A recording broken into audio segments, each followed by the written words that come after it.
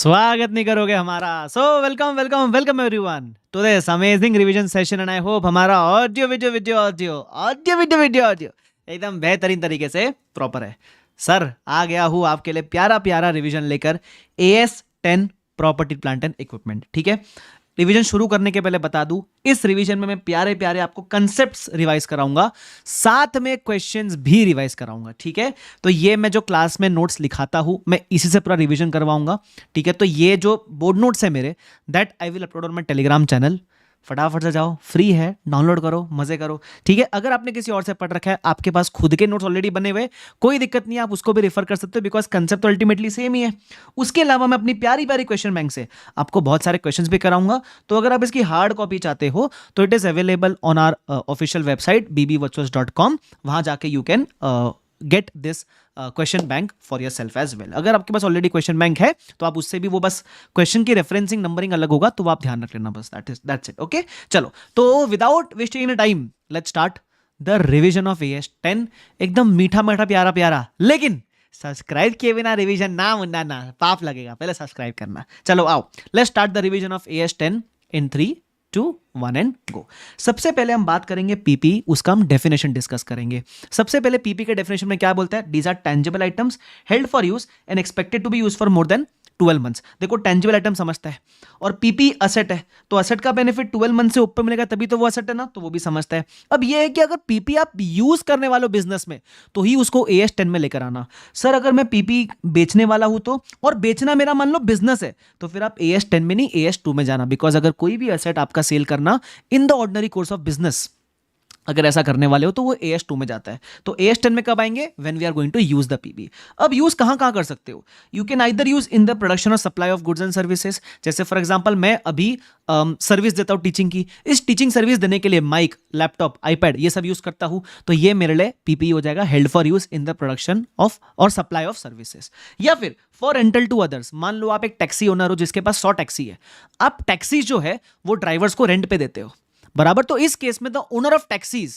For them those taxis will be like a property plant and equipment, because उसका business है in asset को rent पे देना। ठीक है, तीसरा है फॉर एडमिनिस्ट्रेटिव पर्पस। मान लो मेरा हेड ऑफिस है, हेड ऑफिस में जो मेरा स्टाफ कंप्यूटर यूज करता है, लैपटॉप, फर्नीचर यूज करता है, that is the PP which is being used for administrative purpose, for admin purpose. तो इनमें से कुछ भी यूज रहेगा, that will become a PP for you. Simple simple sir, आगे बढ़ते हैं। फिर हमने डिस्कस किया था इसके अंदर the definition of bearer plants. मैंने कहा था जहां AS10 की बात करेंगे वहां पीपी तो कवर्ड है, साथ में बेरर प्लांट्स भी कवर्ड है। अभी ससुरी का नाती बेरर प्लांट्स का होता है, ये बताओ सर। तो देखो, इसका जो स्टार्टिंग पॉइंट है वो है biological assets. There is something known as biological assets. Biological asset का मतलब होता है लिविंग प्लांट या एनिमल्स। ठीक है, अब एनिमल्स मतलब तुम लोग, मैं, सर अब लिविंग प्लांट्स के होते हैं दो बाइफर्केशन, एक होता है बेरर प्लांट्स, एक होता है नॉन बेरर प्लांट्स। ठीक है, अब जिस भी प्लांट का लाइफ आप ऐसा मान लो it is more than 12 months, उसको हम बेरर प्लांट्स बोलते हैं, और इस बेरर प्लांट को हम AS10 में कवर करेंगे। सर एग्जांपल दो, मैंगो ट्री। मैंगो ट्री से आपको मैंगोज मिलने वाला ना फॉर मोर देन 1 ईयर, बस वो mango tree is a bearer plant. एक और एग्जांपल दो सर, कोकोनट ट्री। ठीक है, अच्छा, अब ये बेरर प्लांट को AS10 में क्यों लाए, समझने का ट्राई करना।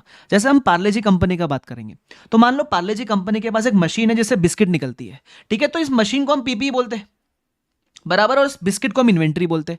सिमिलरली फार्मर के लिए मैंगो ट्री भी तो मशीन की तरह ही है ना। जैसे मशीन से बिस्किट निकल रहे थे, मैं बोलूं वैसे मैंगो ट्री से हर साल मैंगोज मिलेंगे, तो इसलिए बोलता है फार्मर के लिए mango tree is just like a machine. तो इसलिए इस मैंगो ट्री को, इस बेरर प्लांट को हम AS10 में कवर करेंगे। ध्यान रखना, मैंगो ट्री यहां कवर्ड है, बट मैंगो ट्री से मिलने वाला मैंगो यहां कवर्ड नहीं है। जैसे मशीन यहां कवर्ड है, बट मशीन से मिलने वाले बिस्किट्स यहां कवर्ड नहीं है। Just remember this part. तो बेरर प्लांट इज कवर्ड, तो उसका डेफिनेशन लिखा हुआ है, these are living plants used in the production और supply of agriculture produce. What is the meaning of this? Bearer plant से आपको जो मैंगोज मिलता है उसको बोलते हैं प्रोड्यूस। तो मैंगो ट्री से प्रोड्यूस मिल रहा है ना, yes, that is bearer plant. उसके अलावा एक्सपेक्टेड टू बेर प्रोड्यूस, मतलब ये मैंगोज आपको देने वाला है फॉर मोर देन 12 मंथ्स। तो ये आपने डिस्कस किया था, आई होप आपको रिकॉल होता है। सेकंड पॉइंट हमने पढ़ा था स्कोप। स्कोप मतलब AS10 में क्या क्या चीजें कवर नहीं होगी, ऐसा समझ लो जो भी एसेट की बात कोई दूसरा AS करता है वो यहाँ कवर नहीं होगा। जैसे कोई एसेट लीज पे लिया, यहाँ कवर्ड नहीं है। इंटेंजिबल एसेट अलग है, ऐसे यहाँ कवर्ड नहीं है। उसके अलावा recognition criteria. Now what is the meaning of recognition criteria? हम असेट को बुक्स ऑफ अकाउंट्स में कब रिकॉर्ड करेंगे, उसको बोलते हैं रिकग्निशन। कब रिकॉर्ड करना है? तो दो कंडीशन मीट होने पे रिकॉर्ड करेंगे। पहला है future economic benefit and second है cost can be measured reliably. इसका मतलब है अगर असेट से आपको फ्यूचर का बेनिफिट मिलेगा तो ये रिकॉर्ड करना। दूसरा, अब रिकॉर्ड करने के लिए किसी तो वैल्यू पे रिकॉर्ड करना पड़ेगा ना, तो वो वैल्यू है कॉस्ट। तो कॉस्ट ढूंढ पाओगे तो ही रिकॉर्ड करना, कॉस्ट नहीं ढूंढ पाओगे तो रिकॉर्ड कैसे करोगे ना, ठीक है। Third point was recognition criteria. Fourth point measurement. Now what is the meaning of measurement? जब आप रिकॉर्ड करोगे तो किसी तो वैल्यू पे रिकॉर्ड करना पड़ेगा ना, उसी को बोलते हैं मेजरमेंट। अब मेजरमेंट में दो है, एक है इनिशियल मेजरमेंट, एक है सब्सिक्वेंट मेजरमेंट। इनिशियल मेजरमेंट का मतलब होता है कि जिस दिन आप नया नया असेट खरीद के लाए हो उसको कौन से वैल्यू पे रिकॉर्ड करेंगे, मतलब जिस दिन आपने असेट खरीदा है उस डे वन की वैल्यू क्या होगी असेट की, उसको बोलते हैं इनिशियल मेजरमेंट। दूसरा होता है सब्सिक्वेंट मेजरमेंट, मतलब खरीदने के बाद असेट को एवरी ईयर एंड पे दिखाओगे बैलेंस शीट में, तो उस बैलेंस शीट डेट पे असेट को कौन से वैल्यू पे दिखाएंगे, सब्सिक्वेंट मेजरमेंट, ठीक है। तो now when we talk about initial measurement, normally initial measurement होता है कॉस्ट पे। किस पे होता है? कॉस्ट पे। Sir what about subsequent measurement? अगर आपको थोड़ा रिकॉल होता है तो सब्सिक्वेंट मेजरमेंट के लिए दो मॉडल है अपने पास, एक है कॉस्ट मॉडल और एक है रीवैल्यूएशन मॉडल। एनीवेज उस पे आएंगे, पहले इनिशियल की बात कर लेते हैं। इनिशियल असेट को कैसे दिखाए? तो इनिशियल मेजरमेंट के लिए डिपेंड करता है आपने असेट एक्वायर कैसे किया था। या तो आपने असेट खरीदा रहेगा या खुद कंस्ट्रक्ट किया रहेगा, उस केस में कॉस्ट क्या होगी। सेकंड, आपने असेट एक्सचेंज में एक्वायर किया रहेगा तो उस केस में कॉस्ट क्या होगी। या फिर आपको असेट गवर्नमेंट ग्रांट में मिला, उस केस में असेट की कॉस्ट क्या होगी। बिकॉज इनिशियल मेजरमेंट हमको किस पे करना है, आप चाहिए तो लिख लो, इनिशियल मेजरमेंट कॉस्ट पे होता है। अब कॉस्ट क्या होगी वो डिटरमाइन करनी है अपने को। सबसे पहला, अगर आपने असेट खरीदा है या खुद कंस्ट्रक्ट किया है तो कॉस्ट में क्या क्या आएगा। सबसे पहला आएगा परचेस प्राइस, उसमें से लेस कर देना कोई भी अगर आपको ट्रेड डिस्काउंट मिला है तो। उसके अलावा ऐड करना नॉन रिफंडेबल टैक्सेस। ये सेम पॉइंट आपने AS2 इन्वेंट्री में भी देखा था, बराबर। What is the meaning of non refundable taxes? ऐसा टैक्स जिसका आपको कोई रिफंड वगैरह नहीं मिलने वाला है, बस वही ऐड करना। आपको अगर एग्जांपल याद रहेगा तो मान लो मैंने आईपैड खरीदा, उस पर मेरे को GST लगा। अब क्योंकि मैं प्रोफेसर हूं, मैं GST रजिस्टर्ड हूं, तो जो मैं आईपैड पे GST भरूंगा उसका मेरे को बेनिफिट मिल जाता है। तो जिस भी टैक्स का आपको बेनिफिट मिल जाता है उसको बोलते हैं इनपुट टैक्स क्रेडिट। तो जिस भी टैक्स का आपको बेनिफिट मतलब रिफंड की तरह मान लो, है ना। तो जब क्वेश्चन में बोले ना this GST we can avail input tax credit, मतलब आपको इस GST का बेनिफिट मिल जाएगा। तो अगर टैक्स का बेनिफिट मिल जाएगा तो वो कॉस्ट का बात नहीं बनेगा, बराबर। लेकिन मान लो जैसे आप आईपैड खरीदो, आप स्टूडेंट हो, आपको कोई GST पे करने पे उसका कोई बेनिफिट नहीं मिलने वाला, उसका कोई इनपुट टैक्स क्रेडिट नहीं मिलने वाला।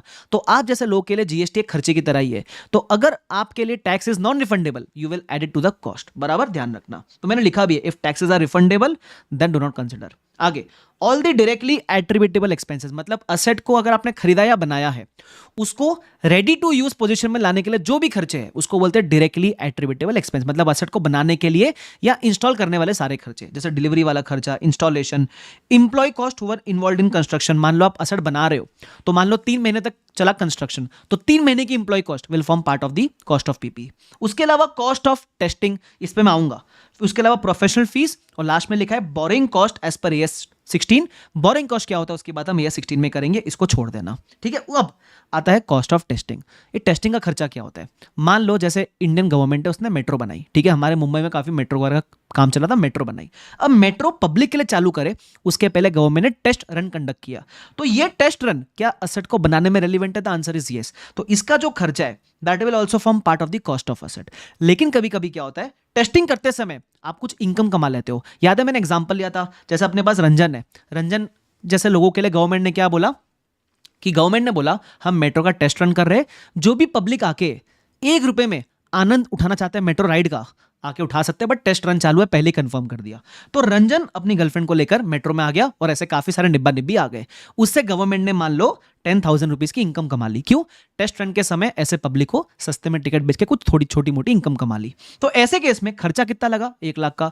इनकम कितनी कमाई? 10,000 की। तो ऐसे केस में गवर्नमेंट जो मेट्रो का कॉस्ट है उसमें पूरा 1 लाख ऐड नहीं करेगा टेस्ट का, सिर्फ 90,000 ऐड करेगा टेस्टिंग का। मतलब जब कॉस्ट ऑफ टेस्टिंग ऐड करोगे तो अगर कोई इनकम जनरेट की तो वो माइनस करने के बाद आप ऐड करना, ठीक है। तो ये सारी चीजें आपके परचेज प्राइस में आ जाएगी।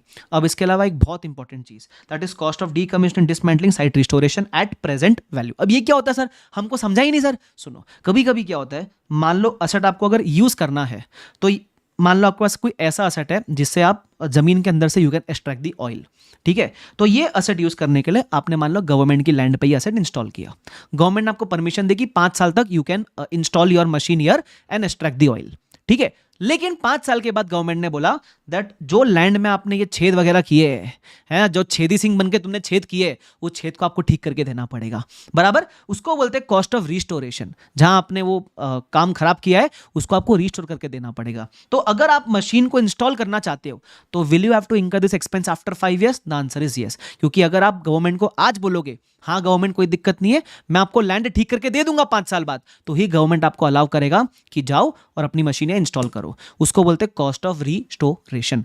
अब द दिक्कत इसे कॉस्ट ऑफ रिस्टोरेशन अपने को आज नहीं इंकर करना है, अपने को 5 साल के बाद इंकर करना है, 5 साल 10 साल जितना भी है, बराबर। तो is this cost a directly attributable expense? The answer is yes.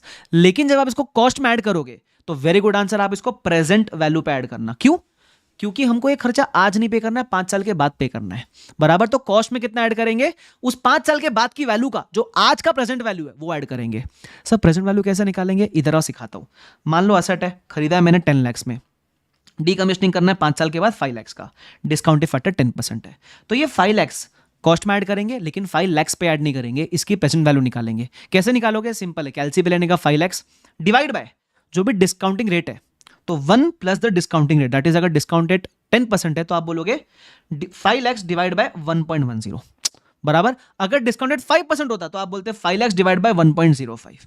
तो बेसिकली डिवाइजर में आपका आएगा 1 पॉइंट जो भी डिस्काउंटिंग फैक्टर है वो, ठीक है। अब आपको 5 वे से डिस्काउंट करना है तो आप 5 बार इक्वल टू दबाना, दैट इज यहां हम करेंगे 5 lakhs divide by 1.10 equal to 5 times दबाओगे तो आपको मिलेगी प्रेजेंट वैल्यू। तो ये प्रेजेंट वैल्यू जाके आपके एसेट की कॉस्ट में ऐड हो जाएगी। तो अगर आपसे कोई पूछेगा कि मेरा पीपीई का कॉस्ट क्या है, तो आप बोलोगे जो आपने डे 1 पे पे किया है वो 10 lakhs प्लस द डीकमीशनिंग का present value that is 3,10,461। Total cost will be 13,10,461। अब अगर आपको ऐसा कोई पूछे सर इसकी एंट्री क्या मारेंगे, तो एंट्री आपकी बड़ी सिंपल सी बनेगी। आप पीपी अकाउंट डेबिट बोलोगे 13,10,461 टू कैश बैंक 10 lakhs ही होएगा। क्यों? क्योंकि पे तो आपने 10 lakhs ही किया है, बाकी जो पेमेंट है 310,461 का वो आज नहीं 5 साल के बाद होने वाला है। तो आज उसका बनता है प्रोविजन, हम उसको कहते हैं प्रोविजन फॉर डीकमीशनिंग, ठीक है। तो ये एक एग्जांपल अपन ने किया था, इसका सिमिलर एग्जांपल मैंने आपको दिया था डीकमीशनिंग प्रैक्टिस करने के लिए, you can refer this example. सबको समझता है ये वाला पार्ट किया? तो डीकमीशनिंग का जो खर्चा है वो आपके कॉस्ट में आप कौन से वैल्यू पे ऐड करोगे? प्रेजेंट वैल्यू पे ऐड करोगे। क्लियर? ठीक है। अब डीकमीशनिंग के अंदर मैंने एक और एक्स्ट्रा चीज सिखाई थी। अगर टाइम का कंस्ट्रेंट है you can skip this part, क्योंकि थोड़ा फाइनल लेवल का डेटा है, ये सब फाइनल लेवल की डिटेलिंग है इसके अंदर, बट आप चाहो तो सुन सकते हो, सुन लेना। अब इसमें दिक्कत क्या है, मान लो आपको, जैसे मैंने एग्जांपल नंबर 2 से लिंक किया था, ठीक है। जैसे एग्जांपल नंबर 2 में अगर आप देखोगे तो मेरा डीकमीशनिंग का प्रेजेंट वैल्यू आया था 6,04,686, ठीक है। एग्जांपल नंबर 2 एक बार पढ़ लेना, समझ जाएगा आपको। अब दिक्कत ये है कि मैंने जब प्रेजेंट वैल्यू निकाली वो तो आई 6,04,686, लेकिन मुझे यहां सेकंड एग्जांपल में 3 साल के बाद पेमेंट करना है। जो पेमेंट करना है वो मुझे 6 लाख के आसपास नहीं करना है, पेमेंट तो मुझे पूरा 7 लाख का करना है ना। लेकिन सर डे 1 पे तो आपने प्रोविजन सिर्फ प्रेजेंट वैल्यू जितना मारा है, बट पे प्रेजेंट वैल्यू नहीं करना है, पे तो पूरा 7 लाख करना है सर। हाँ सर, ऐसे केस में क्या करेंगे? तो ऐसे केस में हम डे 1 की जो प्रेजेंट वैल्यू है उससे हौले हौले बढ़ेंगे टुवर्ड्स दी फ्यूचर वैल्यू। इस प्रेजेंट वैल्यू से फ्यूचर वैल्यू तक मूव करने के प्रोसेस को बोलते हैं अनवाइंडिंग करना। क्या करना? अनवाइंडिंग करना। देखो हमने टाइम वैल्यू ऑफ मनी के चक्कर में प्रेजेंट वैल्यू कैलकुलेट किया था ना, तो जैसे जैसे टाइम बीतेगा वैसे वैसे आपका प्रेजेंट वैल्यू फ्यूचर वैल्यू की तरफ बढ़ेगा, उसको कहते हैं अनवाइंडिंग। अब अनवाइंडिंग कैसे होगी सुनना, बड़ा सिंपल सा टेबल बनेगा। Year, opening, interest, closing. जो भी ओपनिंग है वो लिखो, जो भी डिस्काउंटिंग रेट है उतने का इंटरेस्ट निकालो, है ना। फिर ओपनिंग प्लस इंटरेस्ट मिलेगा क्लोजिंग, यहां का क्लोजिंग बनेगा सेकेंड ईयर का ओपनिंग, अगेन इंटरेस्ट निकालो फिर मिलेगा क्लोजिंग, अगेन यहां का क्लोजिंग बनेगा सेकेंड ईयर का ओपनिंग, अगेन इंटरेस्ट निकालो क्लोजिंग मिलेगा। आप ध्यान से देखोगे अनवाइंडिंग करते से ही जो मेरी प्रेजेंट वैल्यू थी उससे हम पहुंच गए फ्यूचर वैल्यू पे, ठीक है। इसको बोलते हैं अनवाइंड करना। अब ये जो आपने इंटरेस्ट निकाला इसकी हर साल एंट्री मारनी होती है। इंटरेस्ट एक खर्चे की तरह है तो आप सिंपल से एंट्री मारोगे interest expense to provision. Sir to provision क्यों? देखो इंटरेस्ट एक्सपेंस है तो डेबिट किया, अब आपको ये जो प्रेजेंट वैल्यू है उससे बढ़ के जाना है फ्यूचर वैल्यू पे, तो हर साल प्रोविजन बढ़ाना पड़ेगा ना, इसलिए हम बोलेंगे इंटरेस्ट एक्सपेंस टू प्रोविजन। ऐसे ईयर 1, ईयर 2, ईयर 3 तक एंट्री मारोगे और जैसे ये एंट्री मारते मारते आपका प्रोविजन 7 लाख पहुंच जाएगा, थर्ड ईयर के एंड पे आप पेमेंट कर दोगे provision for decommissioning to cash bank, ठीक है। अब अगर आप ध्यान दोगे इसका मतलब क्या अनवाइंडिंग का इंपैक्ट मेरे कॉस्ट ऑफ असेट पे आया क्या? नहीं। अनवाइंडिंग का इंपैक्ट एक गया प्रॉफिट एंड लॉस में और एक आपका प्रोविजन बढ़ गया। कॉस्ट में आप सिर्फ प्रेजेंट वैल्यू जोड़ते हो, ये ध्यान रखना। तो अगर आपको ये अनवाइंडिंग वाला पार्ट ट्रिकी लगा, इट इज ओके। वैसे भी एग्जाम के लिए इतना इंपॉर्टेंट नहीं है, कभी आया तो आया, बट ध्यान रखना जो आपकी कॉस्ट ऑफ डीकमीशनिंग है उसका जो खर्चा है वो आप प्रेजेंट वैल्यू पे कॉस्ट में ऐड करोगे। I hope this is clear to everyone. ये अपना फर्स्ट पार्ट ऑफ डिस्कशन था कि अगर असेट आपने खरीदा है तो उस खरीदा या सेल्फ कंस्ट्रक्ट किया तो कॉस्ट में क्या क्या आएगा। सिंपल है, परफेक्ट। आगे, अगर असेट आपने एक्सचेंज में एक्वायर किया, एक्सचेंज मतलब बार्टर, एक हाथ दे एक हाथ ले, मैंने तेरे को मेरा कैलकुलेटर दिया और आपने मुझे आपका आईफोन दिया। सर ये कैसा बार्टर हुआ? हमारे यहाँ ऐसे ही होता है, इसको बोलते हैं एक्सचेंज। मतलब एक एसेट खरीदने के लिए आप पैसा नहीं दे रहे हो, आप दूसरा को एसेट दे रहे हो। तो ऐसे केस में क्या किया जाए? अब इस पार्ट को ध्यान से सुनना, बच्चा काफी सिली मिस्टेक करता है इसके अंदर, ठीक है। अच्छा, कुछ कॉस्ट के एक्सक्लूजन्स भी है, वो मैं डिस्कस करता हूं। पहले मैं एक्सचेंज वाली बातें कर लेता हूं, ठीक है। इधर आ जाओ। अगर आपने असेट को अक्वायर किया है बाय वे ऑफ एक्सचेंज, ठीक है, तो उसमें आपको देखना पड़ेगा whether the transaction has commercial substance या फिर ट्रांजैक्शन लैक्स कमर्शियल सब्सटेंस। अब ये दोनों का मतलब क्या है, एग्जांपल समझने का ट्राई करते हैं। पहले मैं फर्स्ट केस डिस्कस कर रहा हूं, if the transaction has commercial substance, ठीक है। अब इसमें एग्जांपल ले लो, मान लो विपुल लिमिटेड है ना। तो विपुल ने क्या किया है, विपुल ने एक आईफोन दिया है ना, और बदले में आईफोन लिया और बदले में कैलकुलेटर दिया। तो इनकमिंग असेट कौन सा है? आईफोन। और दिया कौन सा असेट? कैलकुलेटर। डेटा दे रखा है, आईफोन का फेयर वैल्यू कितना है, कैलकुलेटर का फेयर वैल्यू और कैरिंग अमाउंट भी दे रखा है। अब सबसे पहले ऐसे केस में एंट्री मारो, जो असेट आ रहा है उसको डेबिट बोलेंगे, आईफोन अकाउंट डेबिट, ठीक है। और जो असेट जा रहा है उसको बोलेंगे क्रेडिट, तो टू कैलकुलेटर करेंगे क्रेडिट। अब दुनिया का दस्तूर है, कोई भी चीज अगर बाहर जाएगी तो कैरिंग अमाउंट पे बाहर कर देना। तो जो कैलकुलेटर बाहर जा रहा है उसको आप कैरिंग अमाउंट पे कर दोगे बाहर। अब सवाल है, कैरिंग अमाउंट मतलब जो बैलेंस शीट में आपके वैल्यू दिख रही है। मान लो कैलकुलेटर आपके पास था जो आप देने वाले हो, तो आपके बुक्स में कैलकुलेटर कितने पे दिख रहा है, उस वैल्यू को बोलते हैं कैरिंग अमाउंट। तो बाहर जाने वाला असेट हमेशा कैरिंग अमाउंट पे बाहर जाएगा। अब बचता सिर्फ एक असेट है जो इनकमिंग असेट है। अब इनकमिंग असेट को हम कौन से वैल्यू पे रिकॉर्ड करेंगे, इसके लिए ही डिस्कशन कर रहे हैं इस पॉइंट के अंदर, है ना। तो बोलता है ऐसे केस में इनकमिंग असेट के लिए 3 प्रेफरेंस है ना। पहला प्रेफरेंस है fair value of asset given up. मान लो आपने यहां कौन सा असेट दिया है, कैलकुलेटर दिया है। तो अगर आपके पास कैलकुलेटर की फेयर वैल्यू है तो आईफोन को गिवन अप की फेयर वैल्यू पे रिकॉर्ड करना, मतलब आईफोन को कैलकुलेटर की फेयर वैल्यू पे रिकॉर्ड करना। अब सर ये थोड़ा अजीब ही लग रहा है, लेकिन यही 3 प्रेफरेंस है। तो first is fair value of asset given up. अगर आपके पास ये अवेलेबल नहीं है तो आप सेकंड प्रेफरेंस पे जाओगे, that is fair value of asset acquired.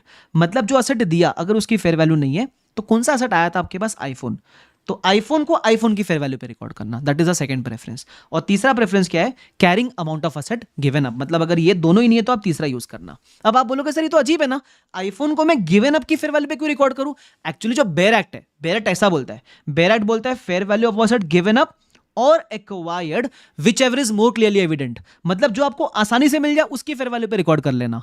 लेकिन एग्जाम पॉइंट ऑफ व्यू से, आईसीआई के पॉइंट ऑफ व्यू से आप ये 3 प्रेफरेंस यूज करना, ठीक है। तो ध्यान रखना ये जो 3 प्रेफरेंस है ये इनकमिंग असेट को रिकॉर्ड करने के लिए, बाहर जाने वाला तो कैरिंग अमाउंट पे बाहर जाएगा। सबको समझता है वाला पार्ट।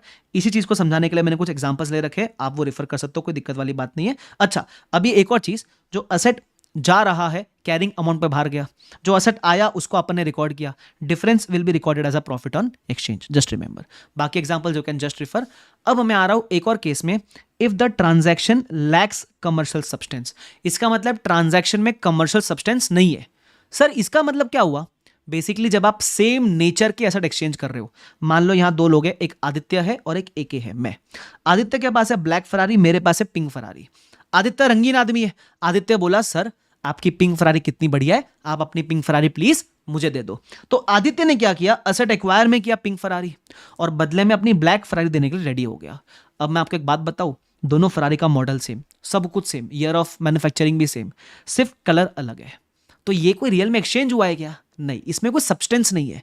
मतलब ऐसा नहीं है कि आदि के पास पिंक फरारी आ गई तो बहुत वो महान हो जाएगा, पहले भी फरारी थी अभी भी फरारी है। तो ऐसे ही जब सेम नेचर के एसेट एक्सचेंज करते हो तो उस केस में इनकमिंग असेट को रिकॉर्ड करने के 3 नहीं एक ही प्रेफरेंस है। क्या बोला मैंने, इनकमिंग असेट को रिकॉर्ड करने के 3 नहीं एक ही प्रेफरेंस। अब वो क्या है सुन लो। पहले एंट्री मारने का, देखो ऐसे केस में पहले एंट्री बना लो, जो असेट आया उसको डेबिट करो, जो गया उसको क्रेडिट करो। अब जो बाहर जा रहा है वो तो कैरिंग अमाउंट पर बाहर जाएगा, तो उसको कैरिंग अमाउंट के ऊपर बाहर कर दो। अब जो आने वाला असेट है उसके लिए एक प्रेफरेंस है, पता है कौन सा प्रेफरेंस है? That preference is carrying amount of asset given up. मतलब जिस वैल्यू पे आपने बाहर जाने वाले असेट को बाहर किया है, उसी वैल्यू पे अंदर आने वाले असेट को रिकॉर्ड करना। मतलब the incoming asset will be recorded at the carrying amount of asset given up. Sir ऐसा क्यों? बिकॉज अगर ट्रांजैक्शन में कमर्शियल सब्सटेंस नहीं है तो स्टैंडर्ड बोलता है you should avoid any profit booking. आपको कोई भी प्रॉफिट लॉस नहीं बुक करना चाहिए ऐसे केस में, इसलिए बोलता है there is only one preference. ये मैंने यहां लिख के दिया हुआ है, ध्यान रखना, ठीक है। चलो अच्छा, एक और चीज बोली हुई है, अगर ट्रांजैक्शन में कोई हिंट नहीं है कि कमर्शियल सब्सटेंस है या नहीं है, तो हमेशा मान के चलना that the transaction has commercial substance. What is the meaning of has commercial substance? मतलब पहला वाला केस जहां इनकमिंग को रिकॉर्ड करने के 3 प्रेफरेंस है मेरे पास, ठीक है, ध्यान रखना। तो ये दो आपके लिए प्रॉफिट ऑन एक्सचेंज, सॉरी ये दो थे बाय वे ऑफ एक्सचेंज आपने एक्वायर किया असेट। तो मैंने क्या क्या पढ़ाया आपको? मैंने आपको पढ़ाया अगर आपने असेट परचेज किया तो कॉस्ट में क्या क्या आएगा। मैंने आपको बताया अगर आपने असेट एक्सचेंज किया तो आने वाले असेट को कौन से वैल्यू पे रिकॉर्ड करेंगे वापस से, क्योंकि जाने वाला तो कैरिंग अमाउंट पे बाहर जाएगा। उसके अलावा अगर आपने असेट गवर्नमेंट ग्रांट में एक्वायर किया, उसकी डिस्कशन यहां नहीं होती है, उसकी डिस्कशन होती है AS 12 के अंदर, because AS 12 talks about government grant, ठीक है। अच्छा, बीच में अपना एक पॉइंट रह गया था, उसको भी डिस्कस कर रहा हूं। कुछ चीजें आप कभी भी कॉस्ट में ऐड मत करना। जैसे अगर आपने असेट खरीदा है या सेल्फ कंस्ट्रक्ट किया है तो क्या क्या चीजें कॉस्ट में आएगी वो मैंने डिस्कस कर लिया। अब यहां मैं बता रहा हूं कौन सी चीजें कॉस्ट में नहीं आएगी, फटाफट से रिवाइज करते। सबसे पहला इनॉग्रेशन एक्सपेंस। मान लो आपने कोई असेट खरीदा, उसकी इनॉग्रेशन करने के लिए आपने बुलाया राहुल गांधी जी को, बोला आओ रिबन काटो, तो उनको जो आपने पेमेंट किया इनॉग्रेशन का वो सब ऐड मत करना। जो चाय समोसा खिलाया वो सब ऐड मत करना। एडवर्टाइजमेंट के खर्चे, प्रमोशनल खर्चे, इंप्लॉय को ट्रेनिंग दिया कि एसेट यूज कैसे करते, वो सब भी ऐड नहीं करना। देखो टेस्टिंग का खर्चा अलग है, ट्रेनिंग का खर्चा अलग है। टेस्टिंग का खर्चा कैपिटलाइज होता है, ट्रेनिंग का खर्चा कैपिटलाइज नहीं होता है। सर क्यों नहीं होता है? ट्रेनिंग का खर्चा असेट बनाने में रेलिवेंट नहीं है, इंप्लॉय को ट्रेन करने में रेलिवेंट है, ध्यान रखना। फिर admin overhead, general overhead, initial losses, cost of relocation. कभी कभी क्या होता है, मान लो मैं मुंबई में पढ़ा रहा था पहले, ठीक है, तो मुंबई से अब मैंने मेरा पूरा सेटअप लाके पूना में शिफ्ट किया, उसको बोलते हैं कॉस्ट ऑफ रीलोकेशन। तो जब आप अपने असेट्स एक जगह से उठाकर दूसरी जगह पे लेकर आते हो उसको बोलते हैं कॉस्ट ऑफ रीलोकेशन। तो रीलोकेशन वाले खर्चे आप कभी भी कैपिटलाइज नहीं करने का, उसके वो कहां जाएंगे? प्रॉफिट एंड लॉस में। उसके अलावा अगर कोई कैश डिस्काउंट दिया है तो कैश डिस्काउंट को आप असेट की कॉस्ट से रिड्यूस नहीं करने का, उसको अलग से रिकॉर्ड करने का। सर एग्जांपल दो, इधर एग्जांपल देखो। मान लो मैंने असेट खरीदा 10,000 रुपए का, दुकानदार ने बोला आका सर अपफ्रंट पेमेंट करो, डिस्काउंट देता हूं। मैंने हाथों हाथ पेमेंट किया, उसने मेरे को 500 रुपए का डिस्काउंट दिया। जब अपफ्रंट पेमेंट पे डिस्काउंट मिल रहा है उसको बोलते हैं कैश डिस्काउंट। अब पीपी था कितने का? 10,000 का, मुझे कैश डिस्काउंट कितने का मिला? 500 रुपए का। ये कैश डिस्काउंट को पीपी के कॉस्ट से लेस नहीं करने का। इसका मतलब मैं एंट्री को कैसे मारूंगा? PP account debit 10,000, to cash bank 9,500, to discount received ₹500 बराबर। मतलब डिस्काउंट रिसीव को मैं अलग से इनकम की तरह दिखाऊंगा। इनकम क्यों? अरे डिस्काउंट मिला तो मेरा फायदा हो गया ना यार, ध्यान रखना। तो बैलेंस शीट में पीपी 10,000 में दिखेगा और डिस्काउंट अलग से दिखेगा। अच्छा, इसको लिंक करने के लिए मैंने आपको एक और केस बताया था। मान लो आपको ट्रेड डिस्काउंट मिलता, फिर अगर ट्रेड डिस्काउंट होता तो फिर आप असेट को नेट पे रिकॉर्ड करते। मतलब 10,000 का असेट, ट्रेड डिस्काउंट 500 का, तो फिर आप असेट को रिकॉर्ड ही 9500 पे करना, फिर यहां डिस्काउंट अलग से रिकॉर्ड नहीं होता है, ध्यान रखना। ये फर्क है कैश डिस्काउंट और ट्रेड डिस्काउंट का। तो ये सेकंड केस डिस्कस किया जो कि कॉस्ट में नहीं आता है, जस्ट मत करना। उसके अलावा अगर आपने कोई मिसलेनियस इनकम कमाई which is not related to the construction of asset, मान लो फॉर एग्जांपल आप किसी लैंड पे बिल्डिंग बनाने वाले थे, अब बिल्डिंग का काम शुरू नहीं हुआ है, तो बिल्डिंग का काम शुरू होने के पहले आपने उस लैंड को as a car parking site use किया कि पब्लिक को बोला आओ गाड़ी पार्क करो, 20 रुपए दे देना, बराबर। तो ये जो आपने इनकम कमाई ये असेट के कंस्ट्रक्शन को रेलिवेंट नहीं है, ये आपने मिसलेनियस इनकम कमाई है। तो ऐसी इनकम आपकी जाएगी प्रॉफिट एंड लॉस के अंदर, तो वो ये बोला हुआ है, ठीक है। उसके अलावा अगर कोई भी इंटरेस्ट एक्सपेंस आप पे करते हो you will transfer to PNL. Sir इसका एग्जांपल AS 2 में सेम एग्जांपल आपने देखा था। मान लो मैंने आईपैड खरीदा, ठीक है, आईपैड की कॉस्ट थी 1 लाख रुपीस। अब मैंने पेमेंट आज नहीं दिया, मैंने पेमेंट 1 साल के बाद दिया, तो वो दुकानदार बोलता है 1 साल के बाद पेमेंट देगा तो इंटरेस्ट लूंगा, 1 लाख के बदले 1,10,000 भर देना। तो जो 10,000 आपने एक्स्ट्रा भरा that is because of the credit period, not because of the asset, बराबर। तो वो 10,000 जाएगा प्रॉफिट एंड लॉस में। मतलब अगर आपने 1 लाख के असेट का 1,10,000 पे किया है तो असेट से 1 लाख पे रिकॉर्ड होगा, excess 10,000 is your interest, you will transfer it to profit and loss. इसमें एक और एक्सेप्शन है बोरिंग कॉस्ट, बट हमको बोरिंग कॉस्ट आता ही नहीं है, वो जो भी बात है हम वो AS 16 में कर लेंगे। Is this clear to everyone? इसी के साथ आपका जो इनिशियल मेजरमेंट वाला पार्ट है कि इनिशियल मेजरमेंट डे 1 पे आने वाले असेट को कौन से वैल्यू पे रिकॉर्ड करेंगे, उसका पूरा डिस्कशन हो जाता है खत्म। अब मैं सब्सिक्वेंट मेजरमेंट पे आऊं, उसके पहले आपको याद है मैंने इसके कुछ क्वेश्चंस कराए थे, इतने रेलिवेंट पार्ट के, आ जाओ। तो वो क्वेश्चन अपन डिस्कस करेंगे। अच्छा, अपनी खास बात, जब मैं क्वेश्चन डिस्कस करूंगा 2 तरह के क्वेश्चन होते हैं। एक होते हैं बहुत बेसिक क्वेश्चन, तो बेसिक क्वेश्चन खुद ट्राई करने का कोई दिक्कत नहीं है, बट जब मैं रिवाइज कराऊंगा, मुझे पता है रिवीजन में आपका टाइम का होता है कंस्ट्रेंट, तो जितने भी अच्छे क्वेश्चन है वो मैं सारे रिवाइज कराऊंगा। अच्छे मतलब मैं इसको LDR बोलता हूँ, लास्ट डे रिवीजन। जितने भी इंपॉर्टेंट क्वेश्चन है वो क्लास में रिवाइज होंगे। क्यों? देखो, बेसिक क्वेश्चन करा के फेक कॉन्फिडेंस नहीं देना चाहता मैं यहाँ डिफिकल्ट कराऊंगा, ठीक है? क्योंकि बेसिक तो खुद भी कर लोगे, तो डिफिकल्ट वाले सारे रिवाइज कराऊंगा। अच्छा, एक बात और ध्यान रखना, जब मैं क्वेश्चंस कराऊंगा, मैं क्वेश्चन को रिवाइज कराऊंगा। My revision is not a replacement of your writing practice. लिख के घर पे प्रैक्टिस करना ही है, तभी एग्जाम में लिख पाओगे। बस ये है, जब रिवीजन मेरे साथ करोगे तो जो की पॉइंट्स आपको घर पे रिकॉल नहीं हो रहे थे, वो मेरे साथ में आपको रिकॉल हो जाएंगे। तो आगे कोई कंसेप्ट पढ़े उसके पहले आ जाओ, कुछ बढ़िया क्वेश्चन देखते। सबसे पहले शानदार क्वेश्चन है आपके क्वेश्चन बैंक में, क्वेश्चन नंबर 6, मतलब क्वेश्चन 1 से 5 तक it is basic, you can just refer, ठीक है? आ जाओ क्वेश्चन नंबर 6।